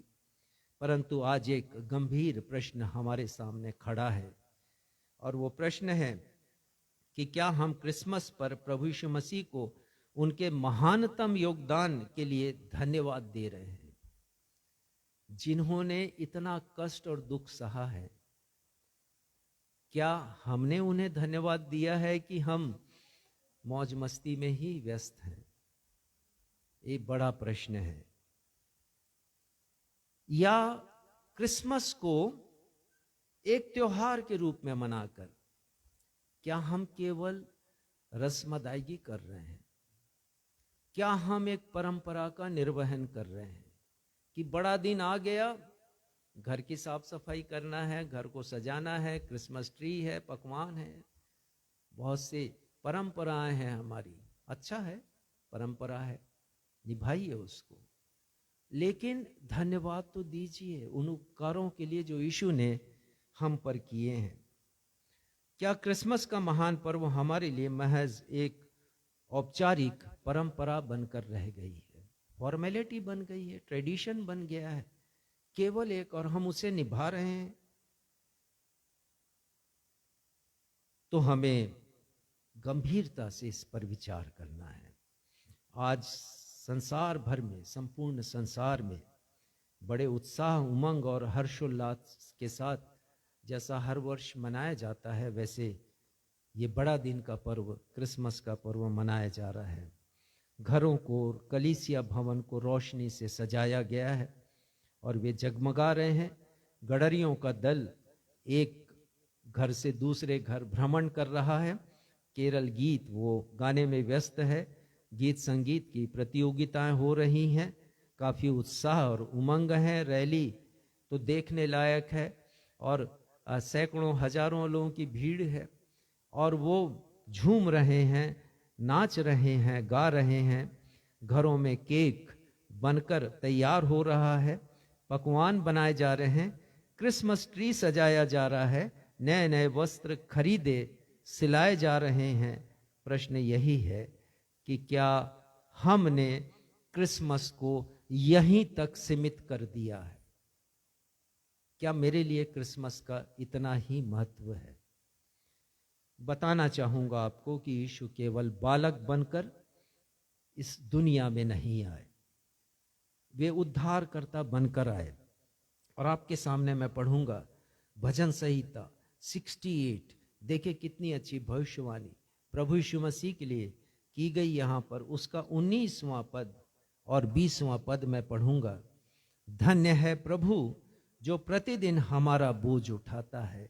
ये यीशु है जो प्रतिदिन हमारा बोझ उठाते हैं, वही हमारा उद्धार करता ईश्वर है। प्रतिदिन बोझ उठाने वाले उन्होंने कहा है, उनका आमंत्रण है मेरे और आपके लिए, हे सब थके और बोझ से दबे लोगों मेरे पास आओ, मैं तुम्हें विश्राम दूंगा। प्रतिदिन का बोझ उठाने वाला वही हमारा उद्धार करता परमेश्वर है। यीशु ही हमारे उद्धार करता है, वो हमारे परमेश्वर हैं। और आगे लिखा है वही अर्थात यीशु हमारे लिए बचाने वाला ईश्वर ठहरा। जी हाँ, मुक्तिदाता है, वो बचाते हैं हमें। प्रभु यीशु मसीह उद्धार करता है। यहोवा प्रभु मृत्यु से भी बचाता है, वो मौत के मुंह से भी बचाते हैं। ये नहीं कि जब तक ये देह है हम कभी मरेंगे नहीं, मरने के बाद अनंत जीवन वो हमें देते हैं, क्योंकि परमेश्वर का वादा है जो कोई उस पर विश्वास करे वो नाश ना हो परंतु अनंत जीवन पाए। और स्वर्गदूतों ने संदेश दिया गडरियों को कि देखो मैं तुम्हें बड़े आनंद का सुसमाचार सुनाता हूं। लूका 2:10-11 में वर्णन है जो तुम सबों के लिए होगा कि तुम्हारे लिए आज दाऊद के नगर में एक उद्धार करता जन्मा है। सेवियर इज बॉर्न, एक उद्धार करता जन्मा है फॉर यू, तुम्हारे लिए, मेरे लिए। कितना व्यक्तिगत ये उद्धार करता है। तो प्रभु यीशु मसीह हमारे पापों का बोझ उठाने के लिए आए। एक पद देखिएगा, यूहन्ना उसका 1 अध्याय और वहां पर 29वां पद लिखा है। और वहां लिखा है यूहन्ना बपतिस्मा देने वाले ने यीशु को देखकर क्या कहा। वो लिखते हैं, वो कहते हैं, दूसरे दिन उसने यीशु को अपनी ओर आते देखकर कहा, देखो यह परमेश्वर का मेमना है जो जगत के पाप उठा ले जाता है। जगत का पाप उठा ले जाता है। क्रिसमस का पर्व साधारण पर्व नहीं है। यीशु आए हैं, वो मेमना है परमेश्वर का, जगत का पाप उठाने के लिए आए हैं। ये है महानता प्रभु यीशु मसीह की। लूका 19 अध्याय के 10वें पद में जब यीशु थे जक्कई के घर में और जक्कई ने प्रभु यीशु मसीह के वचन का पालन किया, तब यीशु कहते हैं आज इस घर में उद्धार आया है, क्योंकि मनुष्य का पुत्र, लूका 19 और 10वां पद, खोए हुओं को ढूंढने और उनका उद्धार करने आया है। मैं अपने लिए कहूंगा कि मैं खोया हुआ था, मैं भटका हुआ था इस पाप के संसार में, लेकिन मेरी गवाही है कि यीशु ने मुझे खोज लिया और मुझे मेरे पापों की क्षमा प्रदान की जब मैं उनके पास आया, और उन्होंने मुझे मुक्ति दी है। वो पापों को क्षमा करने के लिए आए। यदि हमारी प्रार्थनाओं में जो हम यीशु के लिए करते हैं नम्रता नहीं है, यदि हमारे जीवन में दीनता नहीं है, यदि हमारे जीवन में आज्ञाकारिता नहीं है, और हमारे हृदय में यीशु के द्वारा किए गए उपकारों के लिए धन्यवाद के शब्द नहीं है, हमारे गीतों में धन्यवाद नहीं है, कृतज्ञता नहीं है, तो ये पर्व मनाया जाना हमारे लिए अर्थहीन है। क्रिसमस का पर्व, यदि हृदय में ही धन्यवाद नहीं, क्योंकि जब हृदय में धन्यवाद होता है तब हमारा समर्पण होता है उस बालक के लिए जिसने बैतलहम के गौशाले में जन्म लिया और जिनकी माता ने उन्हें चरनी में रखा है। ये समर्पण चाहिए यीशु को। और समर्पण के लिए कैसा समर्पण चाहिए? रोमियो 12 उसका दूसरा पद पढ़िएगा। रोमियो 12 उसका दूसरा पद पढ़िए, देखिए क्या लिखा है। और इस संसार के सदृश्य न बनो। वो तो यीशु यही कह रहे हैं, मेरे पास आए हो, संसार की सांसारिकता को छोड़ दो, उसके समान नहीं बनो। सदृश्य बनना है तो मेरे समान बनो, मेरे जीवन को देखो, मेरे समान बनो, मेरा अनुगमन करो, अनुसरण करो। आगे पढ़िएगा। परंतु तुम्हारी बुद्धि के नए हो जाने से तुम्हारा चाल चलन भी बदलता यही जाए। समर्पण है हमारा। हमारी बुद्धि नई हो जाती है, कब होती? पहला पद पढ़िएगा इसी का। इसलिए हे भाइयों, मैं तुमसे परमेश्वर की दया स्मरण दिला दिला कर विनती करता हूँ कि अपने शरीरों को जीवित और पवित्र और परमेश्वर को भावता हुआ बलिदान करके चढ़ाओ। जी हाँ, परमेश्वर को भावता हुआ बलिदान तो यीशु ने चढ़ाया, और आज वो हमसे कह रहे हैं कि हम भी अपने आप को जीवित, पवित्र और परमेश्वर का भावता हुआ बलिदान करके चढ़ाए। कितना अच्छा है। क्रिसमस मनाने के पहले हम धन्यवाद का बलिदान चढ़ा दें प्रभु यीशु मसीह को, और तब हमारा क्रिसमस का पर्व मनाना सार्थक होगा। अन्यथा यह केवल एक परंपरा है, औपचारिकता है। और इसीलिए जो विषय निकल करके आता है, जो कुछ मैंने अभी तक आपको बताया है हमारे चिंतन और मनन के लिए, वो यही है। प्रभु यीशु को धन्यवाद दिए बिना क्रिसमस मनाना केवल परंपरा को निभाना है, केवल औपचारिकताएं पूर्ण करना है। परंतु प्रभु यीशु को धन्यवाद देते हुए क्रिसमस का पर्व मनाना सार्थक है, अर्थपूर्ण है, और वही उद्धार है मेरे और आपके लिए। A Christmas without thanksgiving to Jesus is merely a tradition, but a Christmas with thanksgiving to Jesus is meaningful. और आज हम इसी विषय के ऊपर मनन करेंगे। तो हम देखेंगे 4 बातों के ऊपर आज हम विचार करेंगे, जितना समय हमारे पास है उसमें। पहली बात तो ये है कि हमारे क्रिसमस का मतलब ये है कि हमारे धन्यवाद का प्रमुख विषय केवल प्रभु यीशु मसीह होना चाहिए। हमारे धन्यवादी पर्व मनाने का प्रमुख विषय यदि है तो वो यीशु ही है। हमारे क्रिसमस का हृदय स्थल ये है कि हम परमेश्वर को यीशु के लिए धन्यवाद दें। जो कोर है, जो हृदय स्थल है, वो यही है। और केंद्र बिंदु, फोकस पॉइंट यही है कि परमेश्वर के पास केवल धन्यवाद पहुंचे हमारा हृदय से निकला हुआ यीशु के लिए। मनन का प्रमुख विषय होना चाहिए और मेरे और आपके आकर्षण का प्रमुख चरित्र यदि कोई है तो वो यीशु है, सेंटा क्लॉज नहीं है। बहुत से लोगों ने तो अपना जैसे समर्पण कर दिया सेंटा क्लॉज को। लोग आज यीशु को कम, सेंटा क्लॉज को ज्यादा जान रहे। संसार को देख लीजिए, यीशु की कम चर्चा है, सेंटा क्लॉज की ज्यादा है। अनेक घरों की शोभा वह चरित्र निभा रहा है जिसका क्रिसमस से कुछ लेना देना नहीं है, लेकिन उसने रिप्लेस कर दिया है प्रभु यीशु मसीह को। तो हमारा जो फोकस पॉइंट है और हमारा आकर्षण का केंद्र है वो केवल यीशु ही होना चाहिए। देखिए, हमें धन्यवाद क्यों देना है? क्यों देना है? 2 कुरिन्थी 9वां अध्याय 15वां पद, संत पौलुस ने एक हृदय स्पर्शी बात यहां पर लिखी है। देखिएगा क्यों हम धन्यवाद दें।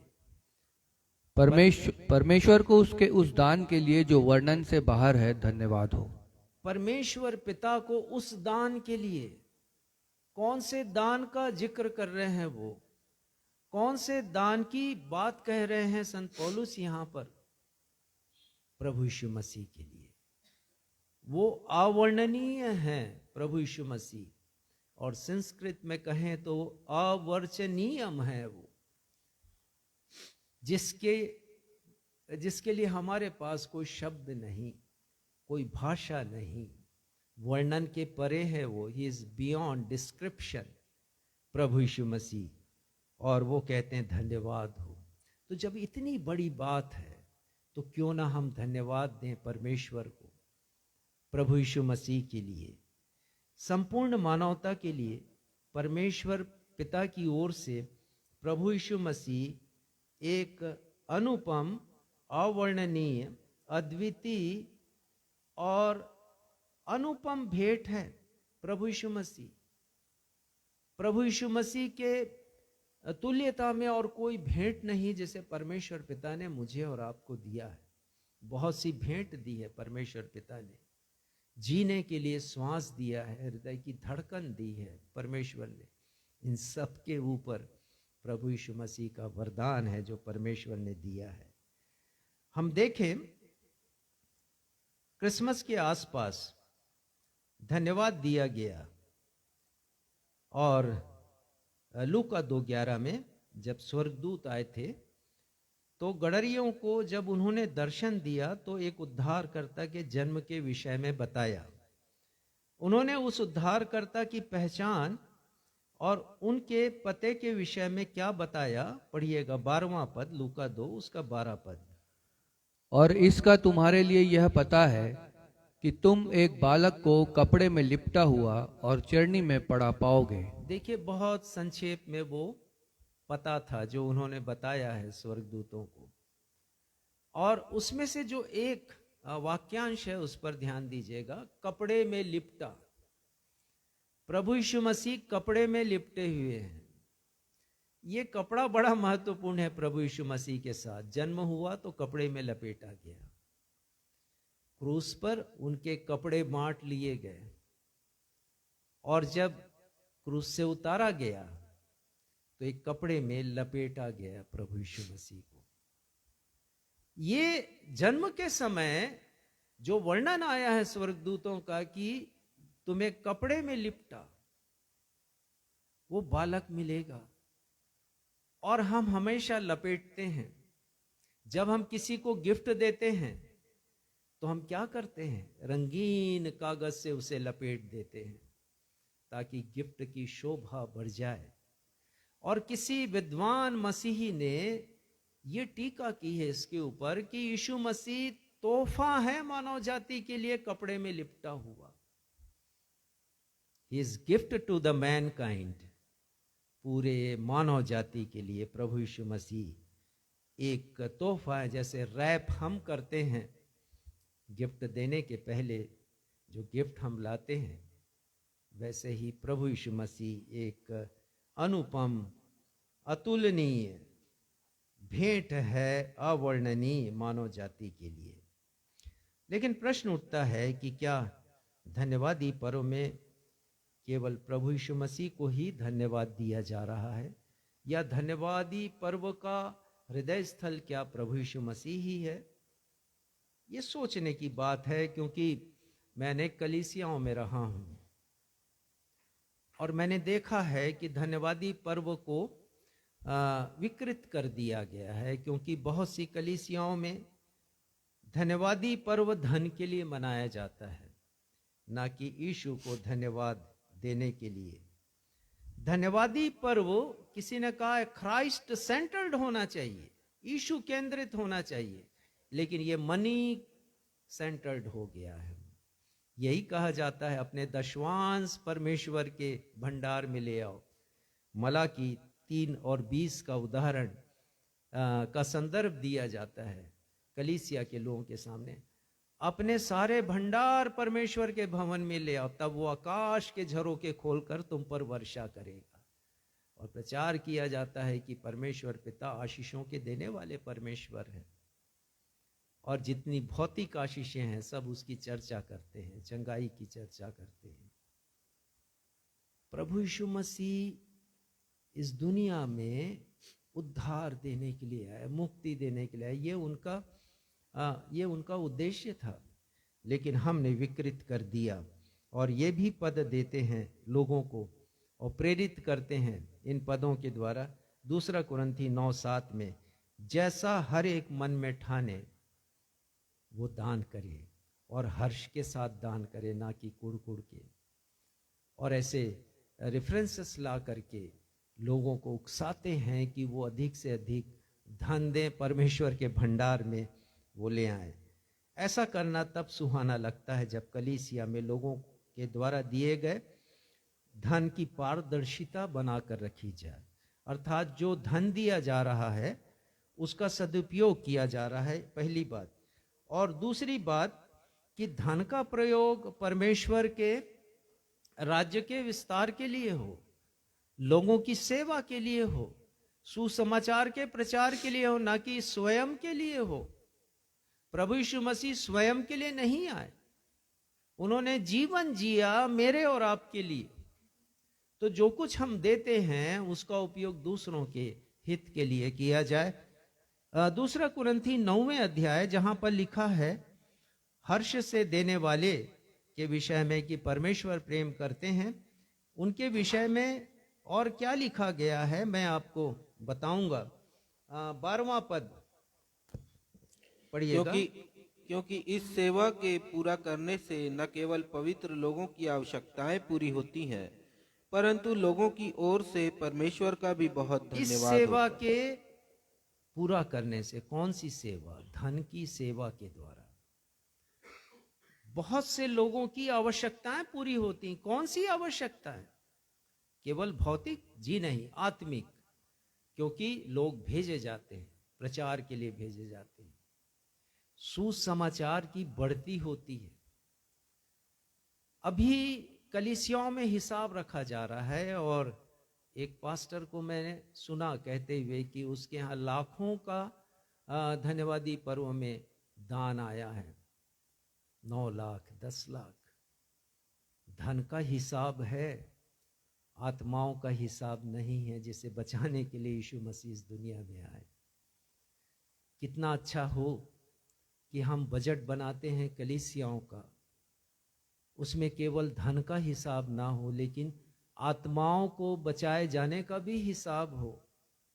और ये तब होगा जब कलीसिया अपने परकोटे से निकलेगी, जब कलीसिया अपने बाउंड्रीज को तोड़ेगी और संसार में जाएगी। लेकिन कलीसिया नहीं जा रही है, क्योंकि कलीसिया डरी हुई है, सुसमाचार प्रचार करने से डरी हुई है। और ये जो आए हैं हमारे लिए इस दुनिया में, परमेश्वर को धन्यवाद दें, क्योंकि वो हर एक डर को दूर करते हैं। ये परमेश्वर पिता है, महान परमेश्वर है। दूसरी बात हम देखते हैं कि धन्यवाद दें परमेश्वर को। हम किस बात के लिए धन्यवाद दें? ये बहुत महत्वपूर्ण है, जरा ध्यान से सुनिएगा। पापों की क्षमा किए जाने के लिए। देखिए, हमारे पास कोई उपाय नहीं था कि हम बचाए जाए। मौत के बाद दूसरी मौत बिल्कुल निश्चित थी हमारे लिए, और नरक का दंड क्योंकि परमेश्वर न्यायी है। लेकिन यीशु आ गए पाप से बचाने के लिए। क्यों? क्योंकि God of the Bible is God of goodness. God of the Bible is good God.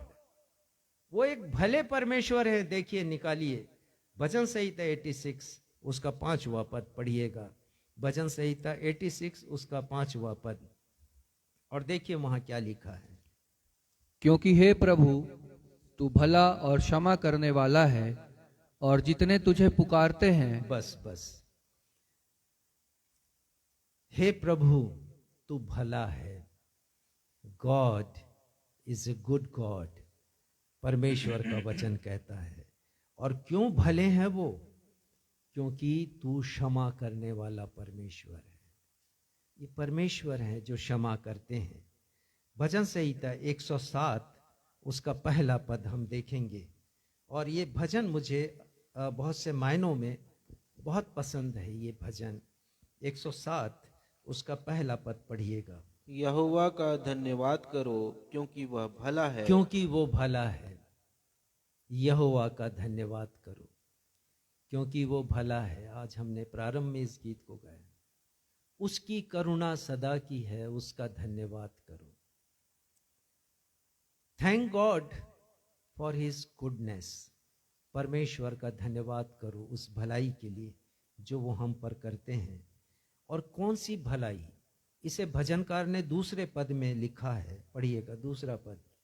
यहोवा के छुड़ाए हुए ऐसा ही कहें, जिन्हें उसने शत्रु के हाथ से दाम देकर छुड़ा लिया है। यहोवा के छुड़ाए हुए। कौन है छुड़ाए हुए? मैं और आप। कैसे छुड़ाए गए हैं? शत्रु के हाथ से। कौन है शत्रु? ये शैतान है, जिसके दासत्व में मैं और आप थे, और यीशु ने हमें छुड़ा लिया। और लिखा है, द्रोही शत्रु के हाथ से दाम देकर छुड़ा लिया। एक कीमत चुकाई है। ये क्रिसमस का पर्व साधारण पर्व नहीं है। ये क्रिसमस का पर्व हमारे लिए तब महत्वपूर्ण है जब हम सीखें इन बातों को कि जो बालक चरनी में लेटा है वो मेरे पापों की क्षमा के लिए आया है। उसने एक कीमत चुकाई है क्रूस पर। अपना बहुमूल्य रक्त उन्होंने बहाया है। पहला कुरिन्थियों 6:20 में इस बात को संत पौलुस ने प्रकट किया, जब वो कहते हैं तुम दाम देकर छुड़ाए गए हो। दाम देकर हम छुड़ाए गए। यही बात हजारों वर्ष पहले भजनकार ने लिख दी कि शत्रु के हाथ से दाम लेकर हम मुक्त किए गए हैं। प्रभु यीशु मसीह ने हमें छुड़ाया है। हम परमेश्वर पिता को बहुत सी बातों के लिए धन्यवाद देते हैं, पर आज मैं एक प्रश्न पूछता हूं कि क्या परमेश्वर पिता को आपने अपने पापों की क्षमा के लिए धन्यवाद दिया है? यदि नहीं दिया है तो हमारे लिए सीखने के लिए बहुत कुछ है। भजन संहिता 103 में बहुत बार हम इसी पहले दूसरे पद का उल्लेख करते हैं और हम कहते हैं, हे मेरे मन यहोवा को धन्य कर, जो कुछ मुझ में है उसके पवित्र नाम को धन्य कहे। धन्य का मतलब क्या है? धन्यवाद है? सिर्फ धन्यवाद नहीं है। धन्य का मतलब है परमेश्वर की स्तुति और प्रशंसा करते हुए धन्यवाद देना। तो दाऊद राजा परमेश्वर की स्तुति और प्रशंसा करते हुए परमेश्वर को धन्यवाद दे रहे हैं। 5 बातों के लिए उन्होंने धन्यवाद दिया है।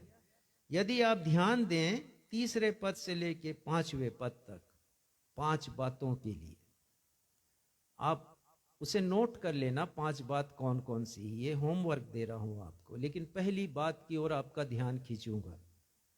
तीसरा पद पढ़िएगा। वही तो तेरे सब अधर्म को क्षमा करता। वही तो तेरे सब अधर्म को क्षमा करता।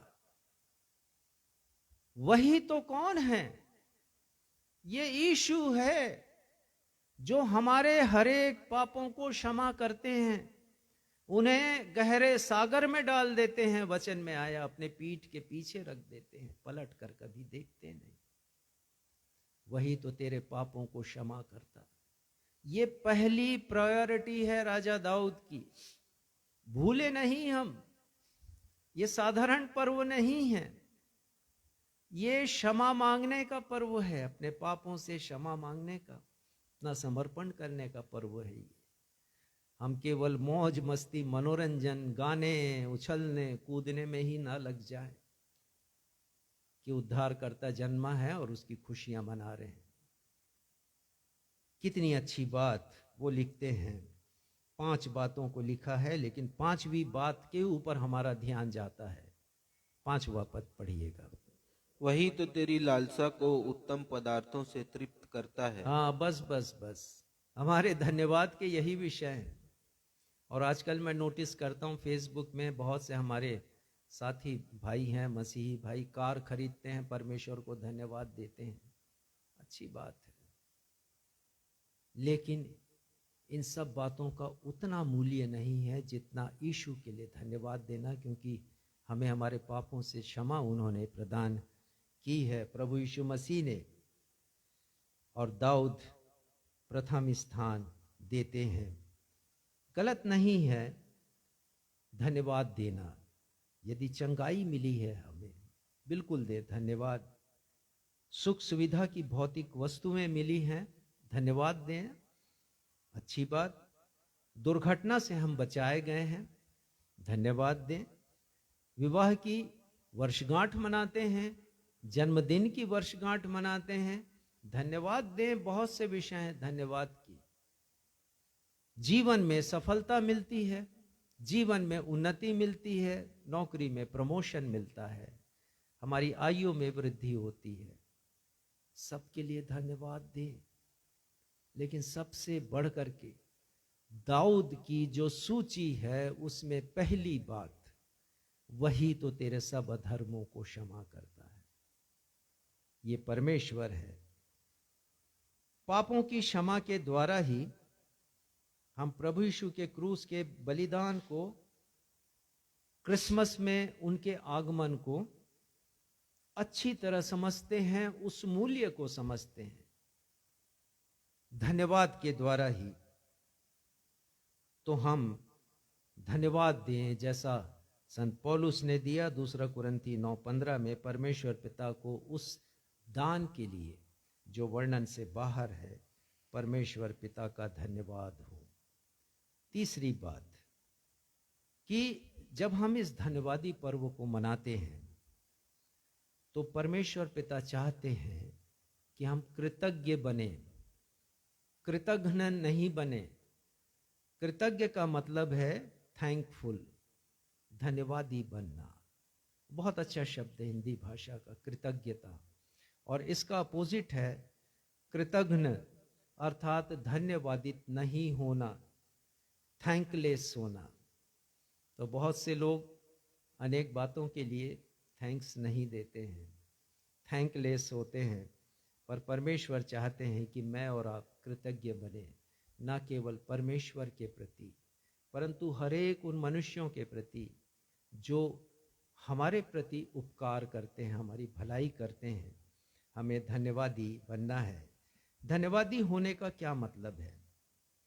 धन्यवादी होने का मतलब है उदारता प्रकट करना, और उदारता के साथ कृतज्ञता प्रकट करना। परमेश्वर पिता को जैसे दाऊद ने धन्यवाद दिया। दूसरे पद में, भजन संहिता 103 के दूसरे पद में, हे मेरे मन यहोवा को धन्य कह और उसके किसी उपकार को नहीं भूलना। एक बात बताना भूल गया, पापों की क्षमा के संदर्भ में भजन संहिता 103 में राजा दाऊद ने लिखा है, राजा दाऊद ने लिखा है 10वें पद में, उसने हमारे पापों के अनुसार हमसे व्यवहार नहीं किया और न हमारे अधर्म के कामों के अनुसार हमको बदला दिया है। और 12वें पद में, उदियाचल से अस्ताचल जितनी दूर है उसने हमारे अपराधों को हमसे उतनी ही दूर कर दिया। मैंने आपको बताया है लेकिन संदर्भ नहीं दिया था। भजन संहिता 103 बहुत महत्वपूर्ण भजन है। और इसका 14वां पद यदि कोई पढ़ दे तो बहुत अच्छा होगा।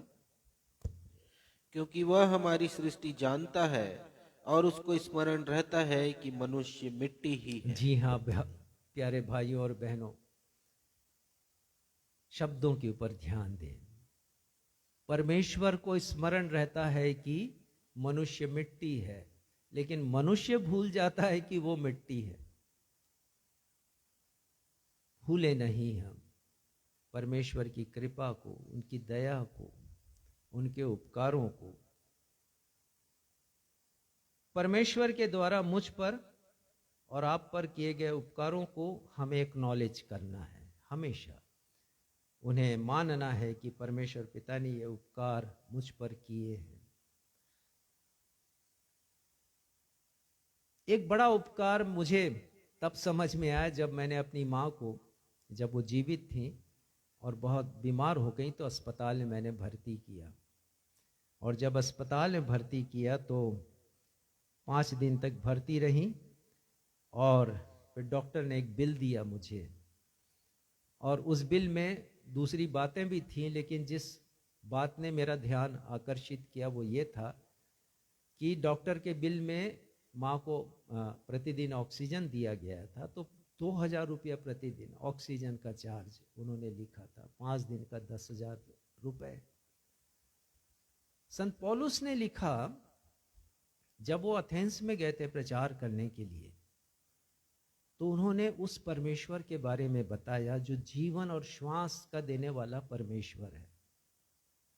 परमेश्वर हमें श्वास देते हैं, ऑक्सीजन। दिल्ली में रहने वाले लोग आजकल बहुत ज़्यादा चिंतित हैं क्योंकि उन्हें स्वच्छ हवा नहीं मिल रही है। सबसे अधिक यदि पॉल्यूशन है तो दिल्ली में है, ऐसा कहा जाता है। लोग स्वच्छ हवा के लिए तड़प रहे हैं। जरा सोचिए कि जिस स्वच्छ हवा को परमेश्वर ने बनाया, मनुष्य ने कितना बिगाड़ दिया है अपने घृणित कर्मों से। तो खैर कोई बात नहीं। मैं ये बता रहा था कि मेरी माँ को 5 दिन हमने भर्ती किया अस्पताल में और डॉक्टर ने बिल दिया ऑक्सीजन का 2000 रुपये प्रतिदिन, 5 दिन का 10,000 रुपये मुझे देना पड़ा। तो मेरा ध्यान आकर्षित हुआ परमेश्वर की ओर कि परमेश्वर पिता ने कितनी ज़्यादा ऑक्सीजन मुझे दी जीवित रखने के लिए।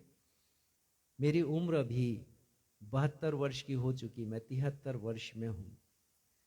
और मैंने एक अंदाज लगाया है कि मेरे लिए जो ऑक्सीजन का मूल्य परमेश्वर ने दिया वो 6 करोड़ रुपए, जीवन भर मैं चुका नहीं सकूंगा। 6 करोड़ रुपए, ये परमेश्वर की उदारता है हम पर। सूर्य की गर्मी है, दिन और रात है, चांद है जिससे मौसम परिवर्तित होते हैं, उसकी कला से। कितने उपकार हैं परमेश्वर के मेरे और आपके जीवन में। तो परमेश्वर पिता को हम धन्यवाद दें। 1 थिस्सलुनीकियों 5वें अध्याय के 18वें पद में लिखा है, हर बात में धन्यवाद करो क्योंकि तुम्हारे लिए मसीह यीशु में परमेश्वर की यही इच्छा है। परमेश्वर चाहते हैं कि हम कृतज्ञता व्यक्त करें। और इससे अच्छी बात क्या होगी कि उस यीशु के लिए जिसे उन्होंने बैतलहम के गौशाले में भेजा, हम कृतज्ञता प्रकट करें प्रभु यीशु मसीह के लिए। तो हम इजरायलियों के समान ना बने। भजन संहिता 106 और उसका उल्लेख मैं करूंगा। 12 और 13 पद मिल गया हो तो पढ़िएगा। तब उन्होंने उसके वचनों का विश्वास किया और उसकी स्तुति गाने लगे। परंतु स्तुति गाने लगे। आश्चर्य कर्मों को देखा इजरायलियों ने तो विश्वास किया परमेश्वर के ऊपर, स्तुति गाने लगे। लेकिन नेक्स्ट वर्स में पूरा कैसा बदल जाता है उनका व्यवहार देखिएगा। 13 पद, परंतु वे झट उसके कामों को भूल गए। लिखा है कि वे झट तुरंत कामों को भूल गए।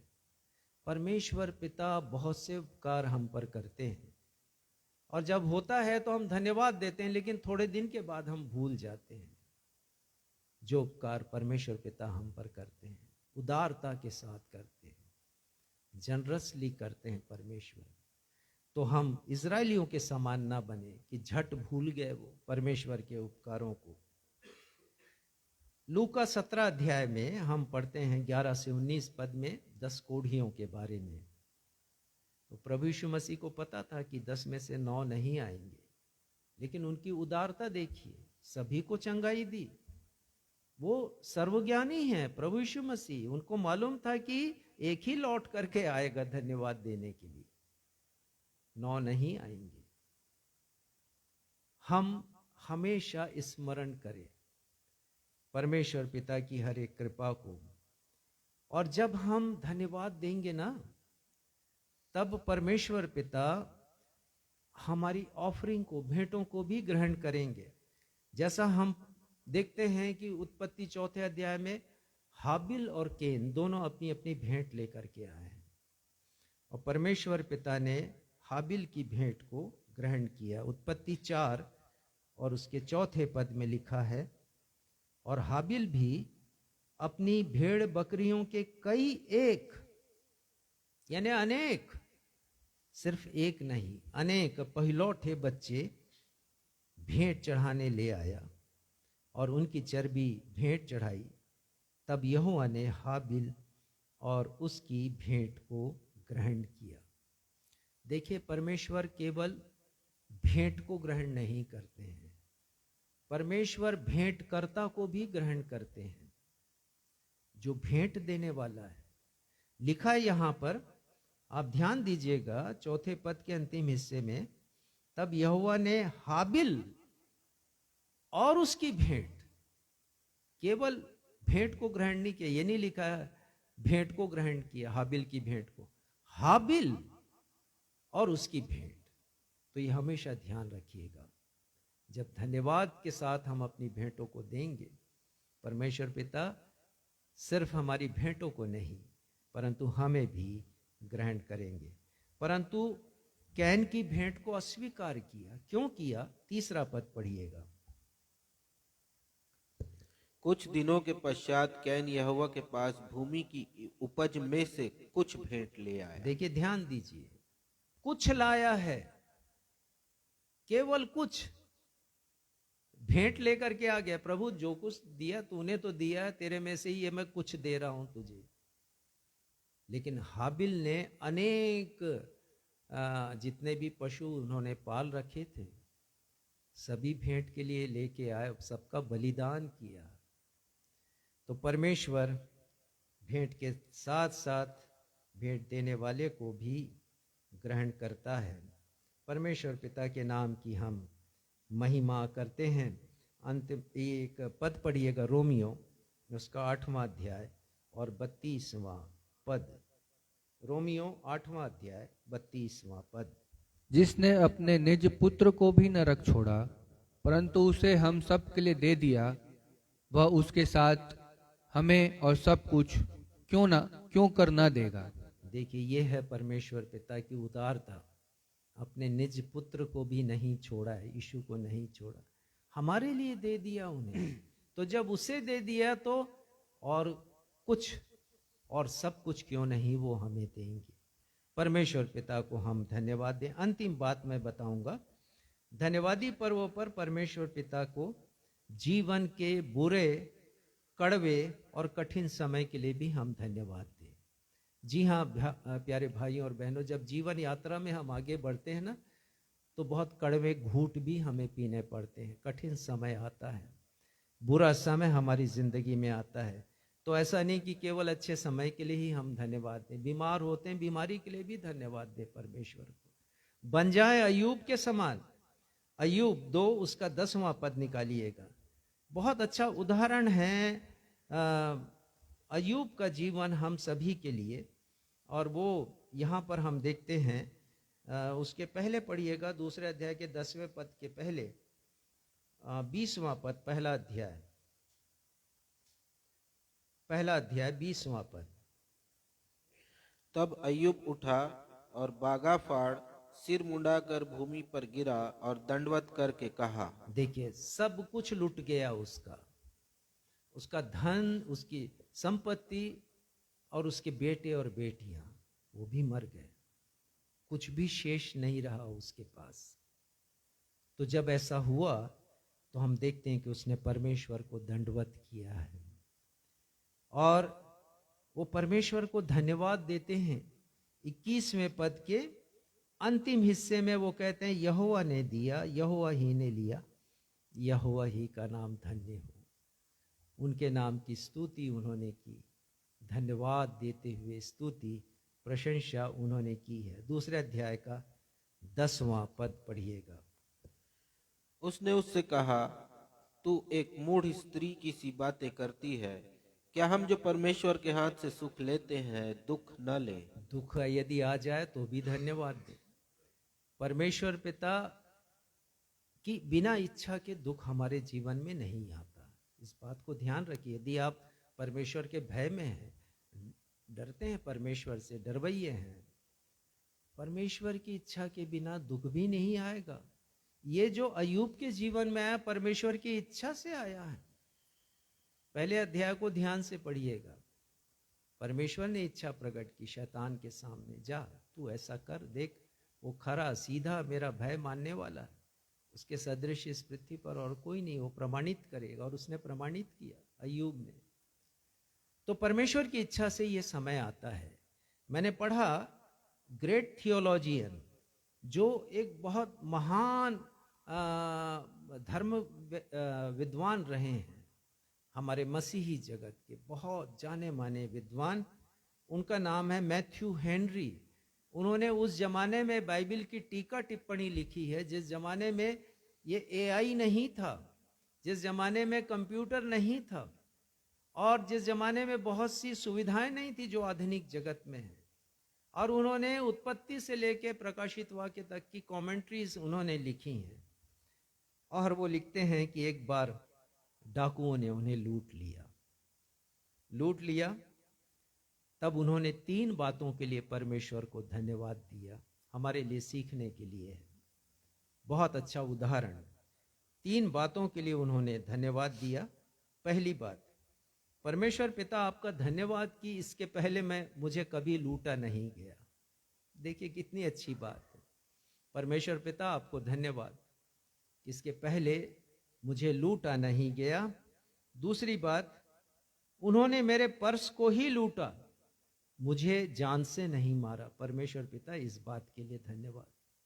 धन्यवाद के बहुत से कारण हो सकते हैं। 10,000 reasons to say thanks to God। हजारों कारण हो सकते हैं। कितनी अच्छी बात उन्होंने लिखी। पर्स को लूटा, मुझे जान से मारा नहीं। परमेश्वर पिता आपने मेरे जान को बचाया, प्राण को बचाया, धन्यवाद। और तीसरी बात धन्यवाद की उन्होंने जो लिखी वो ये, उन्होंने मेरे पास जो कुछ था उसे ही लूटा, मेरे घर को उन्होंने नहीं लूटा। परमेश्वर पिता आपका धन्यवाद। तो हम परमेश्वर पिता को धन्यवाद दें कठिन समय के लिए भी। कड़वे घूंट जब हमें पीने पड़ते हैं जीवन यात्रा में, उसके लिए भी हम धन्यवाद दें। उन विषम परिस्थितियों के लिए जो हमें विचलित कर देते हैं, जो हमें ऊपर से नीचे तक झकझोर देते हैं, हम परमेश्वर पिता को धन्यवाद दें। और धन्यवाद का गीत गा करके ही हम आज की इस संदेश को समाप्त करेंगे।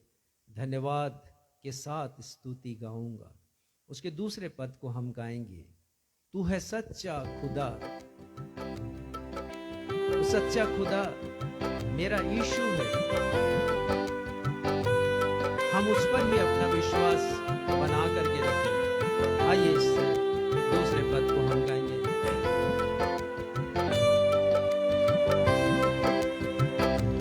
तू है सच्चा जिंदा खुदा, है तुझ पर ही भरोसा मेरा। तू है सच्चा जिंदा खुदा, है तुझ पर ही भरोसा मेरा। सेवा पूरी करके पाऊं इनाम, प्रभु ऐसा दो वरदान। सेवा पूरी करके पाऊं ही नाम प्रभु ऐसा दो वरदान।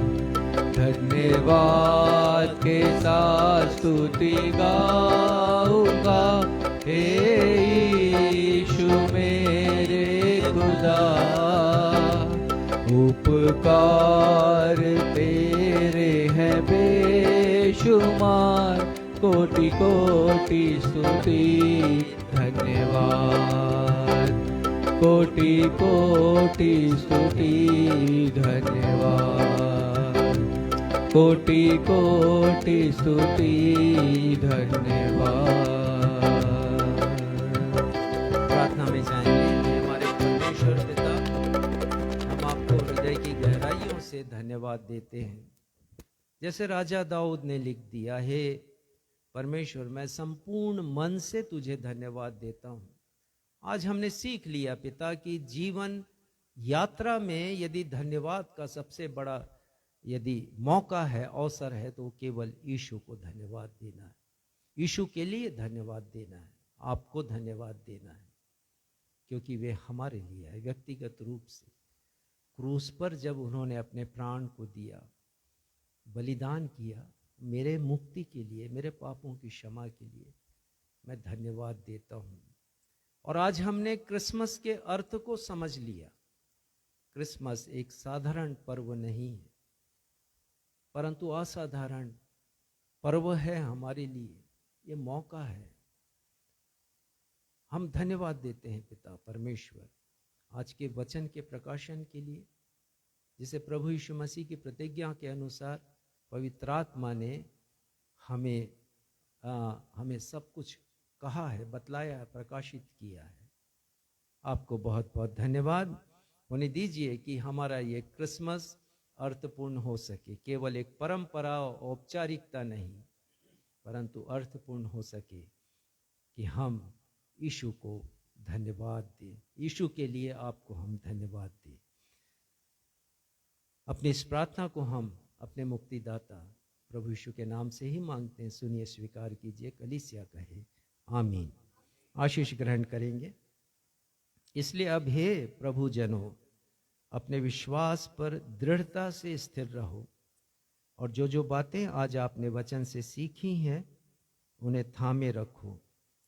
हमारे प्रभु यीशु मसीह और हमारे पिता परमेश्वर जिन्होंने हमसे प्रेम किया, और प्रभु यीशु मसीह जिन्होंने हमारे लिए, हमारे उद्धार के लिए अपने आप को दे दिया, और जिनके अनुग्रह से अनंत शांति और उत्तम आशा हमें मिलती है, और पवित्र आत्मा जिनके द्वारा हमारे हृदय में शांति उत्पन्न होती है, आप सबको प्रत्येक अच्छे कार्यों के लिए, जिसमें से एक यह है कि हम यीशु के लिए धन्यवाद दें, वचन में हमें दृढ़ता प्रदान करें। अब हमारे अद्वैत पिता परमेश्वर का प्रेम, हमारे उद्धारकर्ता प्रभु यीशु मसीह का अनुग्रह और शांतिदायक पवित्र आत्मा की सहभागिता हम में से प्रत्येक के साथ अब से लेकर हमारे उद्धारकर्ता प्रभु यीशु मसीह के दूसरे आगमन तक हमेशा होती रहे। कलीसिया कहे आमीन। जय मसीह।